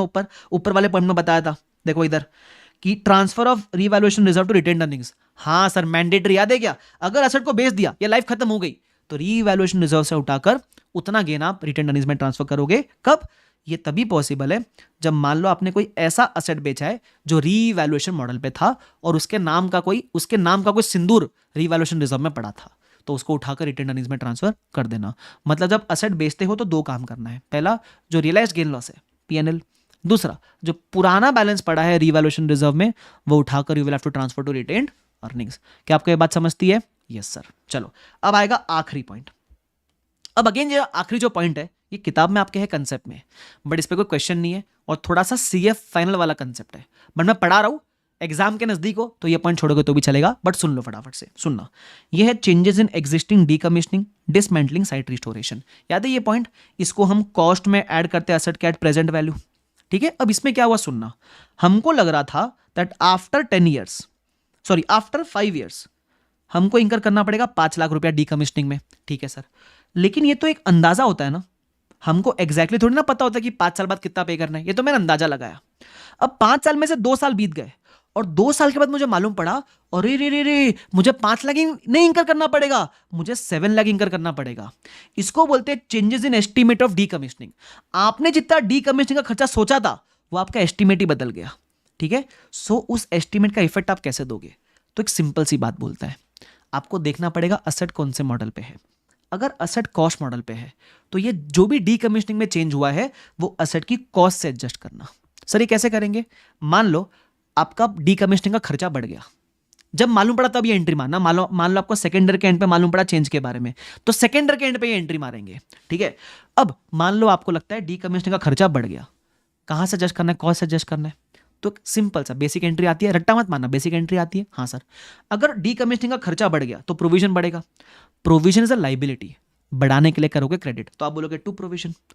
और डेबिट क्या करूं? मैंने क्या बोला? कॉस्ट मॉडल में ये एसेट की कॉस्ट एडजस्ट करना, तो पीपी को डेबिट कर देना। अच्छा मान लो प्रोविजन गिर गया, उल्टा entry, provision debit to PP, ये पहला चीज। अच्छा अगर डीकमिशनिंग के एस्टिमेट में कुछ चेंज हुआ तो और असेट रीवैल्यूएशन मॉडल पे है तो फिर आप असेट की कॉस्ट एडजस्ट नहीं करोगे। क्यों? क्योंकि रीवैल्यूएशन मॉडल में असेट ऑलरेडी फेयर वैल्यू पे है, तो उसको आप चेंज नहीं करोगे। तो फिर क्या करें सर? उस केस में ये जो भी चेंज है उसको आप रीवैल्यूएशन गेन लॉस से एडजस्ट करोगे, है ना। मान लो आपका प्रोविजन बढ़ गया, है ना, तो टू प्रोविजन बोलोगे। डेबिट क्या करे? पीपी डेबिट मत करना, because PP already fair value पे। तो क्या डेबिट करेंगे? Revaluation loss, because debit all expenses and losses, credit all incomes and gains. वैसा वो भी नहीं समझता है, तो सिंपल बुद्धि, अरे अगर प्रोविजन बढ़ रहा है तो नुकसान है ना आपके लिए यार, तो इसलिए डेबिट रीवैल्यूएशन लॉस। ये लॉस कहां जाएगा? देख लेना पहले का कौन सा बैलेंस पड़ा है, अभी लॉस है और पहले भी लॉस कुछ आया था, तो ये वाला लॉस प्रॉफिट एंड लॉस, वैसा ही वाला, ठीक है। अच्छा मान लो प्रोविजन गिर गया तो प्रोविजन डेबिट करोगे, और प्रोविजन करना फायदे की बात होती है, तो क्रेडिट कर देना रीवैल्यूएशन गेन, ऐसा करके। तुमको समझा कि ये वाला पॉइंट एक्स्ट्रा पॉइंट है, अगेन ये समझा तो ठीक, वरना छोड़ देना, इतना कुछ इंपॉर्टेंट नहीं है, बट मैंने मेरा बेस्ट ट्राई किया आपके लिए। तो इसी के साथ सारे कंसेप्ट खत्म होते, लेकिन एक के भाई साहब कंसेप्ट पे अपन रुकते ही नहीं है। अब जो भी मीठे मीठे बढ़िया बढ़िया एलडीआर क्वेश्चन बचे उसको भी फटाफट से कर लेते। चलो तो अपन क्वेश्चंस पे आ रहे थे, ठीक है। 13th वाला का जो इंपॉर्टेंट पार्ट था मैंने डिस्कस किया था, ठीक है। 14th इज वेरी सिंपल, जो बढ़िया बढ़िया क्वेश्चन है वो करेंगे। अच्छा 15th एक बार देख लो मेरे साथ में प्लीज, क्या बोलता है। बड़ा सिंपल सा क्वेश्चन है। इट सेज आपके पास एक प्रॉपर्टी है जिसकी कॉस्टिंग मान लो 10 लाख रुपया है, फिजिकल लाइफ 50 ईयर्स है, ठीक है। बट कंपनी को लगता है कि वो 20 ईयर्स यूज करके उसको बेच देगी। तो इसकी फिजिकल लाइफ पे मत जाना, जितना कंपनी को लगता है बेनिफिट मिलेगा उतने साल में आप डिप्रिशिएट करना, तो लाइफ 20 ईयर्स ही मानी जाएंगी, बराबर। लेकिन अब इसका रेसिडुअल वैल्यू इज 10 लाख, आपने खरीदा 10 लाख में, रेसिडुअल वैल्यू 10 लाख है, तो मैं कितना करूंगा डिप्रिशिएट, अरे जीरो ही रहेगा ना भाई। अच्छा सेकंड ईयर में बोलता है it's residual value is 9 lakh, तो सेकंड ईयर में there will be some depreciation, it will be 10 lakh minus 9 lakh divide by 20 years, उस हिसाब से कर देना, 5000 आएगा मेरे हिसाब से, ठीक है। सेकंड वाले केस में इट वॉज सिंपल, आगे बढ़ना। अब आएगा illustration number 17, good question, decent question, फटाफट से देख लो क्या बोलता है। Scandal limited acquired a machine 2.5 CR का 5 years ago, 5 years ago, just remember this point. Depreciation was charged at 10% on SLM basis, useful life being 10 years. तो जब 10% SLM बोलेगा, SLM 10% पे मतलब 10 साल की लाइफ है, वो बोला भी, क्लैरिफाई भी किया है। फिर बोलता है at the beginning of year 3 का बिगिनिंग मतलब ईयर 2 का एंड जैसा, 2 साल बाद machine was revalued at 3 lakh. तो जो भी बिगनिंग ऑफ ईयर 3 में हुआ है उसके लिए पहले आप ईयर 3 के बिगनिंग तक आ जाओ। इसका मतलब आप कैसे आओगे, सबसे पहले मान लो पीपी आपके पास डे 1 पे ये वैल्यू है, लाइफ ही है, पहले 2 साल तक डिप्रिशिएट करो, ठीक है। तो 2 साल तक डिप्रिशिएट किया तो मुझे मिलेगा carrying amount at the end of year 2, या तो एंड ऑफ ईयर 2 बोलो या बिगनिंग ऑफ ईयर 3 बोलो, बात एक ही है, ये कैरिंग अमाउंट है। अब इस दिन आपको दे दी फेयर वैल्यू, मतलब आपको रीवैल्यूएशन मॉडल के लिए बोलेगा वो, ठीक है। तो कैरिंग अमाउंट 2 लाख है, फेयर वैल्यू 3 लाख है, तो आपको रीवैल्यूएशन गेन आया। इस एसेट पे पहली बार गेन आया तो कहां जाएगा, रीवैल्यूएशन रिजर्व में चला जाएगा, ठीक है। मतलब आपने 2 लाख के एसेट को 1 लाख से रीवैल्यू किया, तो अब एसेट की रिवाइज्ड कैरिंग अमाउंट 3 CR हो गई। सॉरी, 2 करोड़ के एसेट को 1 करोड़ पे रिवैल्यू किया, तो अब आपकी रिवाइज्ड कैरिंग अमाउंट 3 CR हो गई। लाइफ कितनी बची है उसमें भी इंफॉर्मेशन दिया हुआ है, हाँ लाइफ 8 ईयर्स है आपकी, रिमेनिंग लाइफ 8 ईयर्स है, क्योंकि 10 में से 2 साल बीत चुके ना, तो remaining life is 8 years. Now you will depreciate the asset over these 8 years on this revised carrying amount, ठीक है, ध्यान रखना। अब बोलता है आगे, depreciation was provided on the revalued amount over the balance life of 8 years. The machine was sold in the current year. Now what is the meaning of current year? इसका hint है क्वेश्चन के first line में कि machine हमने 5 साल पहले खरीदी थी, मतलब this current year basically means 5th year का एंड है ना। तो हम 2 साल तो डिप्रिशिएट कर चुके थे, आपको 3 साल और डिप्रिशिएट करना पड़ेगा ताकि आपको 5th ईयर की कैरिंग अमाउंट मिले। देखो वापस से बता रहा हूं, बोलता है मशीन हमने करंट ईयर में बेची, तो पहले करंट ईयर की कैरिंग अमाउंट चाहिए ना, तो वो कैसे मिलेगी। करंट ईयर मतलब हमने मशीन खरीदी थी 5 years अगो, दैट मीन्स आपको 5th ईयर के एंड की वैल्यू चाहिए। 2 साल हम पहले डिप्रिशिएट कर चुके, 3 साल आपको अभी और डिप्रिशिएट करना पड़ेगा, तो वो करेंगे तो आपकी कैरिंग अमाउंट मिलेगी 5th ईयर के एंड पे, it is 187,500। Selling price question में दे रखी है 1,12,50,000, तो लॉस आएगा। अब ये रियलाइज्ड लॉस है, कहां जाएगा, P&L में। अब ये लॉस की तो एंट्री मैंने मार दी इधर बुक करने की, सेल की एंट्री मार दी, कैश बैंक कितना पैसा आया वो पीपी कैरिंग अमाउंट पे बाहर जाएगा, लॉस आप डेबिट करके बुक कर लेना। जब एसेट बेच दोगे तो एक और काम करना होता है, वेरी गुड, जो पुराना रिवैल्यूएशन रिजर्व है इसको भी आपको रिटेन्ड अर्निंग्स में ट्रांसफर करना पड़ेगा, ये ध्यान रखना। अच्छा इसमें केस बी है, वो लास्ट लाइन में बोला हुआ है। मान लो आपने 1,12,50,000 के बदले 42,50,000 में बेचा होता तो क्या होता, तो लॉस और ज्यादा आता, तो कैरिंग अमाउंट तो यही होती, सेलिंग प्राइस बदल जाती, लॉस बढ़ जाता, बस तो लॉस बुक करते और रीवैल्यूएशन रिजर्व को आप रिटेन्ड अर्निंग्स में ट्रांसफर तो करना ही पड़ता, ध्यान रखना, ठीक है। उसके बाद क्वेश्चन नंबर 18 शानदार क्वेश्चन है, प्लीज ध्यान रखना, very important question, very important question. इसको एलडीआर स्क्वायर बोलने का है ना, हर पापा का एक पापा होता है और उसे हम दादाजी कहते हैं, वैसे हर एलडीआर का एक एलडीआर होता है, उसको हम एलडीआर स्क्वायर कहते हैं। हाँ सर फालतू बातें, आओ आगे बढ़ो। अक्षर limited installed a new plant, not a qualifying asset. अब ये क्वालिफाइंग का मतलब क्या होता है, हम ये AS 16 में डिस्कस करेंगे, ठीक है। आगे इनकम क्या क्या खर्चे क्या देख लो, प्लांट पे खर्चा किया 30 लाख, डिलीवरी कॉस्ट कैपिटलाइज करेंगे, साइट प्रिपरेशन कैपिटलाइज करेंगे, कंसल्टेंट फी कैपिटलाइज करेंगे, इंटरेस्ट कैपिटलाइज नहीं करेंगे, डिसमेंटलिंग कॉस्ट प्रेजेंट वैल्यू पे कैपिटलाइज करेंगे, तो प्रेजेंट वैल्यू दे रखी है कर देना सर। ऑपरेटिंग लॉसेस कैपिटलाइज नहीं करेंगे। अगर आपने सारे खर्चे कैपिटलाइज किए तो आपको मिलेगी कॉस्ट ऑफ प्लांट 33,80,000, ये सिंपल है यहां तक। अब कहानी में ट्विस्ट आएगा, बोलता है कंपनी ने कंपोनेंट आइडेंटिफाई किया जिसका कॉस्ट 5 लाख है, याद है कंपोनेंट अकाउंटिंग है ना, तो हर कंपोनेंट को अलग अलग डिप्रिशिएट करने का। अब इसमें एक इंपॉर्टेंट पार्ट है, कॉस्ट 5 लाख है, purchase price and other cost were allocated to them proportionately. Motor की वैल्यू जो 5 लाख है वो परचेज प्राइस के हिसाब से 5 लाख है। मतलब अगर आपको पूछे कि जो मोटर की कॉस्ट है वो कितनी है, तो बोलता है परचेज प्राइस 5 लाख है, लेकिन जो आपने प्लांट में बाकी खर्चे कैपिटलाइज किए वो प्रोपोर्शनेटली मोटर के अंदर भी जाने चाहिए। मतलब ऐसा समझ लो, इस परचेज प्राइस का बाइफिकेशन मांगा तो it is 5 lakh for Motors, 25 lakh for the remaining plant, बराबर। और ये जो बाकी खर्चे वो भी 5:25 में बटना चाहिए बिटवीन प्लांट एंड मोटर्स। ये कैसे मालूम पड़ा, क्वेश्चन में पढ़ो। Cost was 5 lakh purchase price and other cost were allocated to them proportionately. तो अब इसका एक सिंपल तरीका मैंने आपको बताया था। ऐसा मान लो 30 लाख में से अगर 5 लाख मोटर का है तो 33.80 में से मोटर का कितना होगा, क्रॉस मल्टीप्लाई करो, मोटर की वैल्यू मिलेगी। ठीक है, मोटर की लाइफ कितनी बोली है, बोलते हैं प्लांट की लाइफ 10 साल है, मोटर की लाइफ 6 साल है। तो मैंने बाइफिकेशन देखो कितने प्यारे से करके रखा है कि भाई टोटल में से इतना प्लांट है, इतना मोटर्स है। सिंपल, प्लांट की लाइफ 10 साल और मोटर की लाइफ 6 साल। ठीक है, तो हम डिप्रिशिएट करेंगे अकॉर्डिंगली। अब हुआ क्या, आगे पढ़ता हूं। ठीक है, eight the end of year 4 company replaces the motor. पहले ईयर 4 के एंड पे आ जाओ। तो हमने पहले 4 साल डिप्रिशिएट किया, प्लांट को भी और मोटर को भी। तो हमको 4th ईयर के एंड पे कैरिंग अमाउंट मिली। अब क्या बोला है, 4th ईयर के एंड पे क्या कर दिया, मोटर को रिप्लेस किया, सिर्फ मोटर को। तो रिप्लेस करोगे तो क्या करना होता है, याद है सिखाया था, नए वाले वैल्यू को ऐड करना और पुराने वाले कैरिंग अमाउंट को माइनस करना। तो हम कम मोटर में करेंगे, वो दिया हुआ है कि आपने जब रिप्लेस किया तो मोटर जो नया वाला इंस्टॉल किया उसकी वैल्यू 6 लाख है और उसकी रिवाइज लाइफ अभी 5 साल है। तो मैंने क्या बोला, ये जो मोटर वाला कॉलम है इसमें नए वाले मोटर को ऐड किया और ये जो पुराना वाला मोटर उसको माइनस करना पड़ेगा। ठीक है, तो मुझे मिलेगी रिवाइज्ड कैरिंग अमाउंट। प्लांट में कुछ छेड़छाड़ किया नहीं है तो प्लांट का वैल्यू सेम रहेगा। मोटर में एडलेस किया जो भी किया है तो मोटर का भी ये नया वैल्यू ये बच जाएगा। प्लांट का लाइफ अभी कितना बचा है, पहले 10 साल था, 4 साल किया डिप्रिशिएट, तो प्लांट का लाइफ 6 साल बचा है। मोटर क्योंकि नया नया ताजा ताजा आया है उसका लाइफ दिया हुआ है 5 साल है। ठीक है, आगे फिर बोलता है eight the end of year 8, मतलब और 4 साल बाद। हम 4th ईयर के एंड पे खड़े, अब 8th ईयर के एंड की बात कर रहे हैं, मतलब और 4 साल बाद। तो और 4 साल बाद क्या करना पड़ेगा आपको। अच्छा, इसमें एक और चीज मेरे से मिस हो गई शायद। वो बोलता है 4th ईयर के एंड पे एक और काम हुआ है, also the company revalued its entire class of fixed asset eight the end of year 4। Year 4 पे एक और काम हुआ है, एक तो मोटर रिप्लेस किया, ईयर 4 पे रीवैल्यू भी किया और पूरे प्लांट एज अ होल का फेयर वैल्यू वॉज 25 लाख।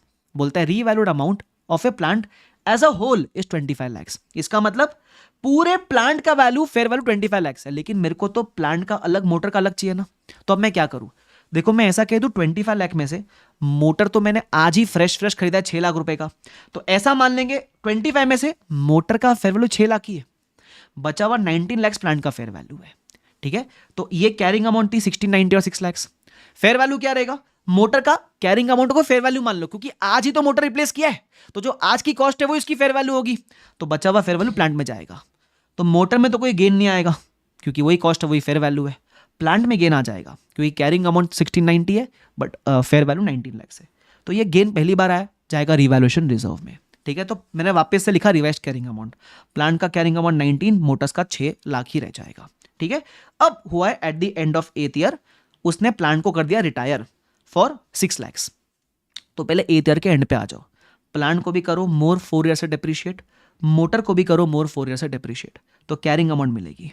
ठीक है, अब बेच दिया 6 लाख में, अब ये 6 लाख तो टोटल सेलिंग प्राइस है ना, मेरे को अगेन बाइफर्केशन चाहिए।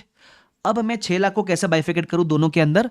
अब आप ये मत बोलना कि सर 6 लाख में से मोटर का 120 मान लो बाकी प्लांट में डाल दो, नहीं, उस दिन तो मोटर नया था इसलिए मैंने ऐसा बोला।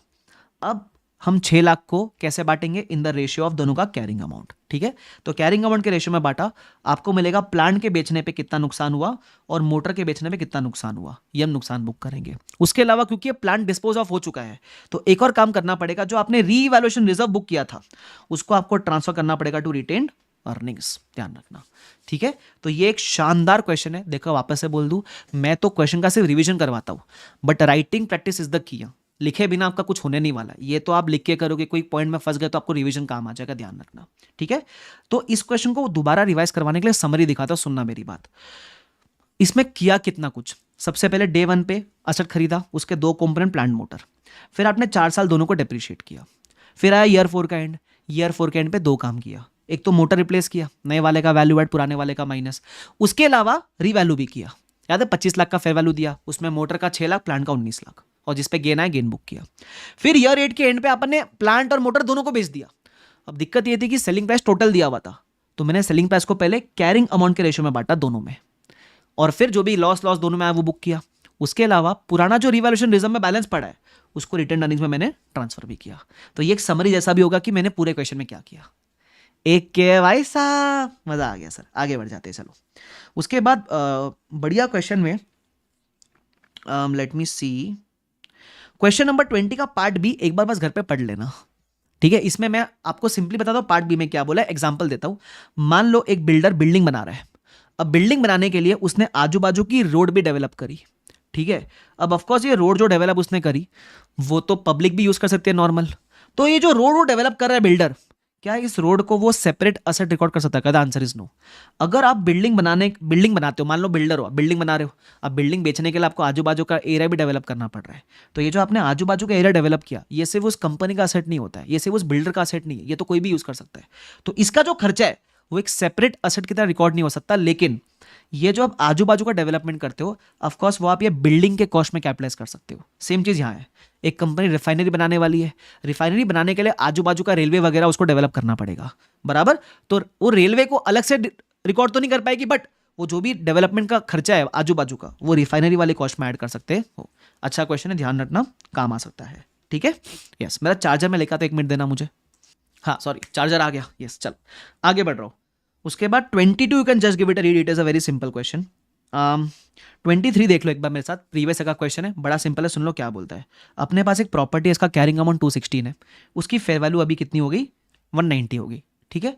अब बोलता है balance in the revaluation surplus was 20,000। अब देखना करना क्या है इसके अंदर, अपने को एकदम सिंपल सा काम है।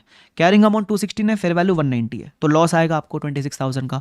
अब ये लॉस कहाँ जाएगा? तो नॉर्मली आप बोलते हो प्रॉफिट एंड लॉस में जाएगा सर, रीवैल्यूएशन लॉस है। लेकिन क्वेश्चन ने एक डेटा दिया हुआ था कि पुराने बैलेंस पड़े हैं रीवैल्यूएशन रिजर्व में 20,000 का। तो हम क्या करेंगे, याद है अपन सीखे थे, अगर ऐसे केस में लॉस आ जाए तो पहले इस लॉस को प्रीवियस गेन से एडजस्ट करना। तो पहले का मेरे पास रीवैल्यूएशन रिजर्व में 20,000 का बैलेंस पड़ा है, तो 26 में से 20,000 में इस पुराने रीवैल्यूएशन रिजर्व में एडजस्ट करूंगा और बचा हुआ 6,000 मैं प्रॉफिट एंड लॉस में ट्रांसफर करूंगा। मैंने एंट्री मार के भी दिखाई है, ठीक है। अच्छा एक और केस है जिसमें यही देख लो, ये मेरा कैरिंग अमाउंट है, सेलिंग प्राइस दे रखा है, कैरिंग अमाउंट 14 है, सेलिंग प्राइस 4,000 है, तो लॉस हो गया, लॉस जाएगा प्रॉफिट एंड लॉस में बिकॉज रियलाइज लॉस है। सिंपल है, कुछ है नहीं इसके अंदर, ठीक है। चलो question number 24 again a very good question. अभी 2 ही ढंग के क्वेश्चन बचे, फिर आपका हो जाएगा काम। सुनना ध्यान से, क्या बोलता है। Bharat infrastructure acquired a heavy machine eight a cost of 1,000 lakhs। The breakdown of its component is not provided. मतलब कंपोनेंट अकाउंटिंग का अपने पास ब्रेकडाउन नहीं है कि हर कंपोनेंट का वैल्यू कितना है। Anyways, estimated useful life is 10 years। At the end of year 6 turbine a major component needed replacement. 6ठे साल के एंड पे आपने एक टर्बाइन रिप्लेस कर दिया। तो जब आप कोई पार्ट रिप्लेस करते हो, क्या सिखाया मैंने? नए वाले पार्ट का वैल्यू ऐड करना है, पुराने वाले पार्ट का वैल्यू माइनस करना है। आगे वो बोलता है reminder of the machine is in good condition and expected to last for remaining 4 years। Cost of new turbine is 450 lakhs। नए टर्बाइन का वैल्यू कितना है? 450, जो 6th ईयर के एंड पे रिप्लेस किया है, ठीक है। Give the accounting treatment for new turbine assuming SLM depreciation and a discount rate of 8%। अब ये डिस्काउंट रेट क्यों दे रखा है? सुनना मेरी बात ध्यान से, शुरुआत करते स्टार्टिंग से। अच्छा ध्यान रखना, कभी भी एएस पे क्वेश्चन आए तो पहले एएस का नाम, नंबर और थोड़ा सा ज्ञान लिखा करो। ज्ञान मतलब ऐसा आराम करता नहीं, 3-4 लाइन, फिर क्वेश्चन शुरू किया करो, आपको फुल मार्क्स मिलेंगे, ठीक है। चलो, तो मैंने पर्टिकुलर्स बनाए। मेरे पास मशीन और टर्बाइन थे फर्स्ट डे पे, बट बाइफिकेशन डे 1 पे नहीं था मेरे पास, क्वेश्चन नहीं बोला है, हमारे पास ब्रेकडाउन नहीं है, ठीक है। अब रिप्लेसमेंट 6 साल के बाद हुआ है, तो पहले इस पूरे मशीन को 6 साल से करो डेप्रिशिएट, तो मुझे मिलेगा पूरे मशीन और टर्बाइन का कैरिंग अमाउंट 6ठे साल के एंड पे। इसमें मशीन टर्बाइन सब है, ठीक है। अब मैंने एक टर्बाइन रिप्लेस किया है, तो नए वाले टर्बाइन को मैं ऐड करूंगा, ठीक है, और पुराने वाले टर्बाइन का कैरिंग अमाउंट माइनस करूंगा। दिक्कत यह है, इस 400 लाख में से ओल्ड टर्बाइन का वैल्यू मेरे पास है ही नहीं। ये तो मैंने ढूंढा है, बट वैसे क्वेश्चन में दिया ही नहीं है ना, ये दिक्कत है। तो वो कैसे निकाले? तो अपन ने क्या था, अजम्पशन लिया था। सुनना, कोई चीज अगर 6 साल पहले 450 की है तो वो डे 1 पे कितने की होगी? आपको रिवर्स कैलकुलेशन मारना पड़ेगा अजम्पशन लेकर, ठीक है। अजम्पशन यही है कि अगर आज कोई चीज 450 की है तो 6 साल पहले वो कितने की आती होगी, उसके लिए वो डिस्काउंटिंग फैक्टर दे रखा है। तो मैं 450 का प्रेजेंट वैल्यू निकालूंगा 6 साल पहले, तो वो उससे मुझे मिलेगी cost of old turbine day 1 पे। कि अगर आज कोई चीज 450 की है तो डे 1 पे ये 283.58 की आती होगी। ये मुझे मिला cost of old turbine on day 1, ठीक है। अब मुझे डे 1 का टर्बाइन का वैल्यू ना माइनस करना है, मुझे तो 6 साल के बाद का कैरिंग अमाउंट माइनस करना है। तो इस डे 1 के टर्बाइन में से मैं 6 साल का डेप्रिसिएशन लेस करूंगा। 10 साल लाइफ मान लेना टरबाइन की भी, बराबर। तो बचा हुआ मिलेगा आपको carrying amount at the end of 6th year. तो ये है आपके carrying amount of old turbine. This is important. तुमको समझा? अगर नहीं समझा तो वापस इतना पार्ट देखो, आपको समझेगा। देखो रिवीजन लेक्चर का फायदा यही है, आप जितने बार चाहो उतने बार देखो। मैं वापस रिपीट कर दूं, अपने पास डे 1 पे ब्रेकडाउन नहीं था, तो मैंने पहले निकाले 6 साल के बाद का वैल्यू। अब टरबाइन को किया रिप्लेस, तो नए वाले का वैल्यू क्वेश्चन में था, पुराने वाले का वैल्यू अवेलेबल नहीं है, तो कैसे निकालेंगे? नए वाले को आज 450 में खरीदते हो तो 6 साल पहले कितने का होगा, एक वो निकाला। ये तो डे 1 का वैल्यू है, इसको करो 6 साल से डिप्रिशिएट, तो इसका आज का मिलेगा कैरिंग अमाउंट। ये हमने कर दिया यहाँ से माइनस, सिंपल। सबको समझा मैंने क्या बोला? ये वाला क्वेश्चन हो गया शानदार क्वेश्चन। चलो क्वेश्चन नंबर 25, ढंग का आखिरी क्वेश्चन आपके चैप्टर का, सुनना ध्यान से, ठीक है? क्या बोलता है इन द, अब इसमें पूछा क्या क्या पहले वो देख लो। एक तो डेप्रिसिएशन निकालना है, उसके अलावा प्लांट मशीनरी का बुक वैल्यू ईयर एंड पे कितना है वो निकालना है, और प्रॉफिट लॉस ऑन एक्सचेंज निकालना है। ध्यान से सुनना, स्लो जाऊंगा इस क्वेश्चन में। In the books of top maker limited carrying amount of plant and machine as on 1 April 22 is how much? 56,30,000। तो मैंने तो टाइमलाइन बना रखा है इधर कि मेरे पास 1 April को एक प्लांट मशीनरी है 5630 का। सिंपल, आगे बढ़ते हैं sir. On scrutiny it was found that a purchase of machine worth 21,20,000 was included in the purchase of goods. इन येडो ने 1 जून को कुछ मशीन खरीदी, उसको गुड्स मान लिया। अरे गुड्स थोड़ी ना, मशीन है ना, तो मैंने लिख दिया 1 जून को वो गुड्स नहीं मशीन खरीदी है। इसकी वैल्यू भी मैंने निकाल ली, 21,12,000 दिया हुआ है, ठीक है? सिर्फ डेटा लिख रहा हूं अभी मैं। फिर बोलता है 30 जून को company disposed a machine having a book value of 960 on 1 April 1। अब ये इंपॉर्टेंट है ना? मैं आगे नहीं पढ़ रहा हूं, यहां तक पढ़ रहा हूं। 30 जून को हमने एक मशीन डिस्पोज करी जिसकी बुक वैल्यू अप्रैल में 960 थी। अरे मुझे अप्रैल के बुक वैल्यू का क्या करना है, मुझे आज की बुक वैल्यू थी ना 30 जून की। तो मैंने ऐसा बोला 1 April को मेरे पास एक बड़ी मशीन थी 5630 की, इसमें से जो 960 वाली मशीन है मैं 30 जून को बेचने वाला हूं, बाकी मशीन में रखूंगा पूरे साल। तो देखो मैंने यहां लिखा 960 अगर 1 April को इसकी वैल्यू थी, तो 30 जून को इसकी क्या वैल्यू होगी? तो आप 3 महीने का डेप्रिसिएशन कर देना माइनस। रेट नीचे 10% दे रखा है WDV पे, ठीक है? तो मैंने देखो किया हुआ है 30 जून को मशीन बेची है ना आपने, तो उसकी 960 डे 1 की बुक वैल्यू थी, मुझे डे 1 की नहीं 30 जून की बुक वैल्यू चाहिए। तो आप इसमें से 3 महीने का कर देना डेप्रिसिएशन माइनस, तो आपको मिलेगी जिस दिन आपने मशीन बेची है उस दिन का कैरिंग अमाउंट, बराबर। तो घुमाने के लिए आपको कैरिंग अमाउंट डे 1 का दे रखा है, बट मुझे 30 जून का चाहिए, निकाल लिया। अब 960 का जो मशीन है वो कितने में बेचा आपने? 825 में बेचा। अब कैसे बेचा वो आगे बात करूंगा, बट कितने में बेचा? 825 में। तो 936 जिसका कैरिंग अमाउंट था जून में, उसको आपने बेचा 825 पे, तो लॉस हुआ गेन हुआ? लॉस हो गया ना यार। 936 की मशीन को 825 पे वैल्यू किया है, तो लॉस हो गया 1,11,000 का। पहले ये लॉस ध्यान रखना, ये काम आएगा। Third part of the question ये था कि लॉस ढूंढो सर। अब मैं क्वेश्चन दोबारा पढ़ रहा हूं। ऑन 30 जून क्या डिस्पोज किया? मशीन डिस्पोज किया जिसका बुक वैल्यू 960 था on 1 April 12 for 825 in part exchange of a new machine costing 1565। मतलब ये जो मशीन हमने बेची है ये एक्चुअली पैसे के लिए नहीं बेची है, ये मशीन हमने देकर एक नया मशीन ले लिया, but this is only a part exchange. इसका मतलब ऐसा मान लो मेरे को न्यू iPhone 16 खरीदना था, ऐसा मान लो, जो 1 लाख का था, ठीक है? तो मैंने क्या किया, मैंने मेरा ओल्ड iPhone दे दिया 14 वाला, जिसका इन्होंने वैल्यूएशन क्या किया?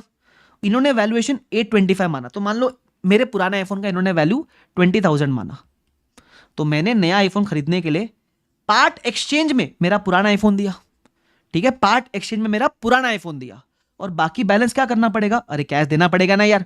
ये प्योर एक्सचेंज नहीं है जिधर असेट के बदले असेट है, ये पार्ट एक्सचेंज है। पार्ट एक्सचेंज का मतलब होता है कि आप नया असेट लोगे, पुराने का जो वैल्यू है वो उस नए असेट के वैल्यू में से लेस हो जाएगा, और बैलेंस पैसा आपको कैश में देना पड़ेगा। ऑफ कोर्स ये बैलेंस कैश में देना कहां लिखा है सर? इंप्लाइड है ये चीज, ठीक है? तो अब इसमें क्या हुआ, वापस से सुनना। पुराने मशीन का वैल्यू कैरिंग अमाउंट 936 था, उसने वैल्यू 936 मानी नहीं, उसने वैल्यू 825 मानी। तो एक तो वहां मेरा नुकसान हो गया, ठीक है? ये 825 की मैंने मशीन दे दी और मैंने 1565 का नया मशीन ले लिया। बस मैंने वही चीज़ लिखी है कि 30 जून को बेसिकली 2 काम हुआ है, एक पुराना मशीन गया है नुकसान पे, और एक नया मशीन आया है 1565 के वैल्यू पे। आपसे वैसे ये पूछा नहीं है कि कैश कितना देना पड़ा आपको, बट मैंने वैसे निकाल के दिया हुआ है कि नए मशीन का इतना वैल्यू है, इतने वैल्यू के लिए आपने पुराना मशीन ये वैल्यू का दिया है, और बैलेंस आपने कैश में दिया। ये कैसे आया? अरे वही आईफोन वाला एग्जांपल, 1 लाख का आईफोन है, 20,000 का पुराना आईफोन दिया तो बैलेंस 80,000 कैश में दिया। यही ट्रिकी पार्ट है, बच्चा यही फंसता है। चाहिए तो 2 बार इसको और सुन लो, सबको समझा मैंने क्या बोला? ठीक है, आगे बस अब सब डेटा हो गया। इन शॉर्ट अप्रैल में अपने पास 2 मशीन थी, एक 960 की और एक 4670 की। 960 वाले को 3 महीने में बेच दिया, 4670 12 महीने तक है। फिर 1 जून को एक और मशीन थी जिसको गुड्स मान लिया, बट वो थी मशीन, तो वो 1 जून से ईयर एंड तक अपने पास है। 30 जून को एक मशीन बेच दी और एक मशीन एक्वायर कर ली, ऐसा मान लो। सिंपल है? Yes sir. अब क्या मांगा है? डेप्रीसिएशन। इतना प्यारा है सुनना, ये मेरे चार्ट से सब आंसर निकल जाएगा। कैसे करूंगा डेप्रीशिएट? आराम आराम से। 960 की मशीन को 30 जून को बेचा है ना, तो उस पर 3 महीने का डेप्रीसिएशन। 4670 की मशीन 12 महीने के लिए है, उस पर 12 महीने का डेप्रीसिएशन। 1 जून वाली मशीन 10 महीने के लिए, जून से लेकर मार्च तक 10 महीने का डेप्रीसिएशन। अच्छा, फिर जो नया मशीन आया है 1565 का, 30 जून को आया, इस पे 9 महीने का डेप्रीसिएशन। Depreciation over. सिंपल है? सिंपल है सर। फिर पूछा है book value of plant machine on 31 March. Sir book value क्या होगी? सिंपल है, 4 मशीन थी ना, एक एक करके उसकी डे 1 की बुक वैल्यू लिखो। ये सब कॉपी किया है मैंने नीचे। फिर ये बुक वैल्यू था, इसमें से 24,000 डेप्रीशिएट किया था, वो कहां से मिलेगा? वो यहां से मिलेगा, कॉपी कर लो ये, बराबर। तो कितना कैरिंग अमाउंट बचेगा?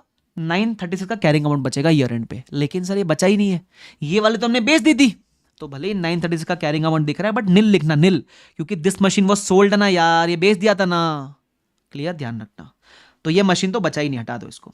दूसरे वाले मशीन का चुपचाप यहां से वैल्यू कॉपी करो, जो डेप्रीशिएशन है कॉपी करो, ईयर एंड का वैल्यू मिल जाएगा। सेम फॉर ये वाला मशीन, ये कॉपी करो, डेप्रीशिएशन कॉपी करो, सॉरी यहां कॉपी करो, वैल्यू मिल जाएगा। Same for the last machine, आपको मिलेगा carrying amount of the machine on 31 मार्च 23। तीसरा पार्ट पूछा था प्रॉफिट लॉस क्या है मशीन के एक्सचेंज पे, तो जो आपने पुराना मशीन दिया है उस पर कितना नुकसान था वो निकालना है। वो अपन ऑलरेडी वर्किंग नोट में निकाल चुके, 1,11,000 का। ये पूछा कैश वगैरह कितना देना है, ये सब कुछ नहीं पूछा, ध्यान रखना। क्लियर? तो this was a very important question, please take a note of it.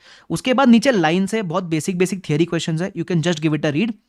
उसके अलावा एक क्वेश्चन नंबर 35 है, इसमें ना वो वेरियस रीजंस दे रहा है कि कंपनी डेप्रीसिएशन क्यों चार्ज नहीं करेगा। ध्यान रखना, लैंड के अलावा सब असेट पे डेप्रीसिएशन चार्ज करना, मतलब सब पीपी पे डेप्रीसिएशन चार्ज करना इज मैंडेटरी। तो ये जितने भी इसने रीजंस दिए कि मैं इसलिए चार्ज नहीं कर रहा हूं डेप्रीसिएशन, वो सारे इनकरेक्ट है। तो आप एक बार रीड कर लोगे, आपको इजीली एकदम समझ जाएगा। With this we complete your detailed revision along with questions of AS 10। और जब भी हम रिविजन खत्म करते हैं, हम प्यार से बोलते हैं, याद करके दिल से, एक के भाई साहब।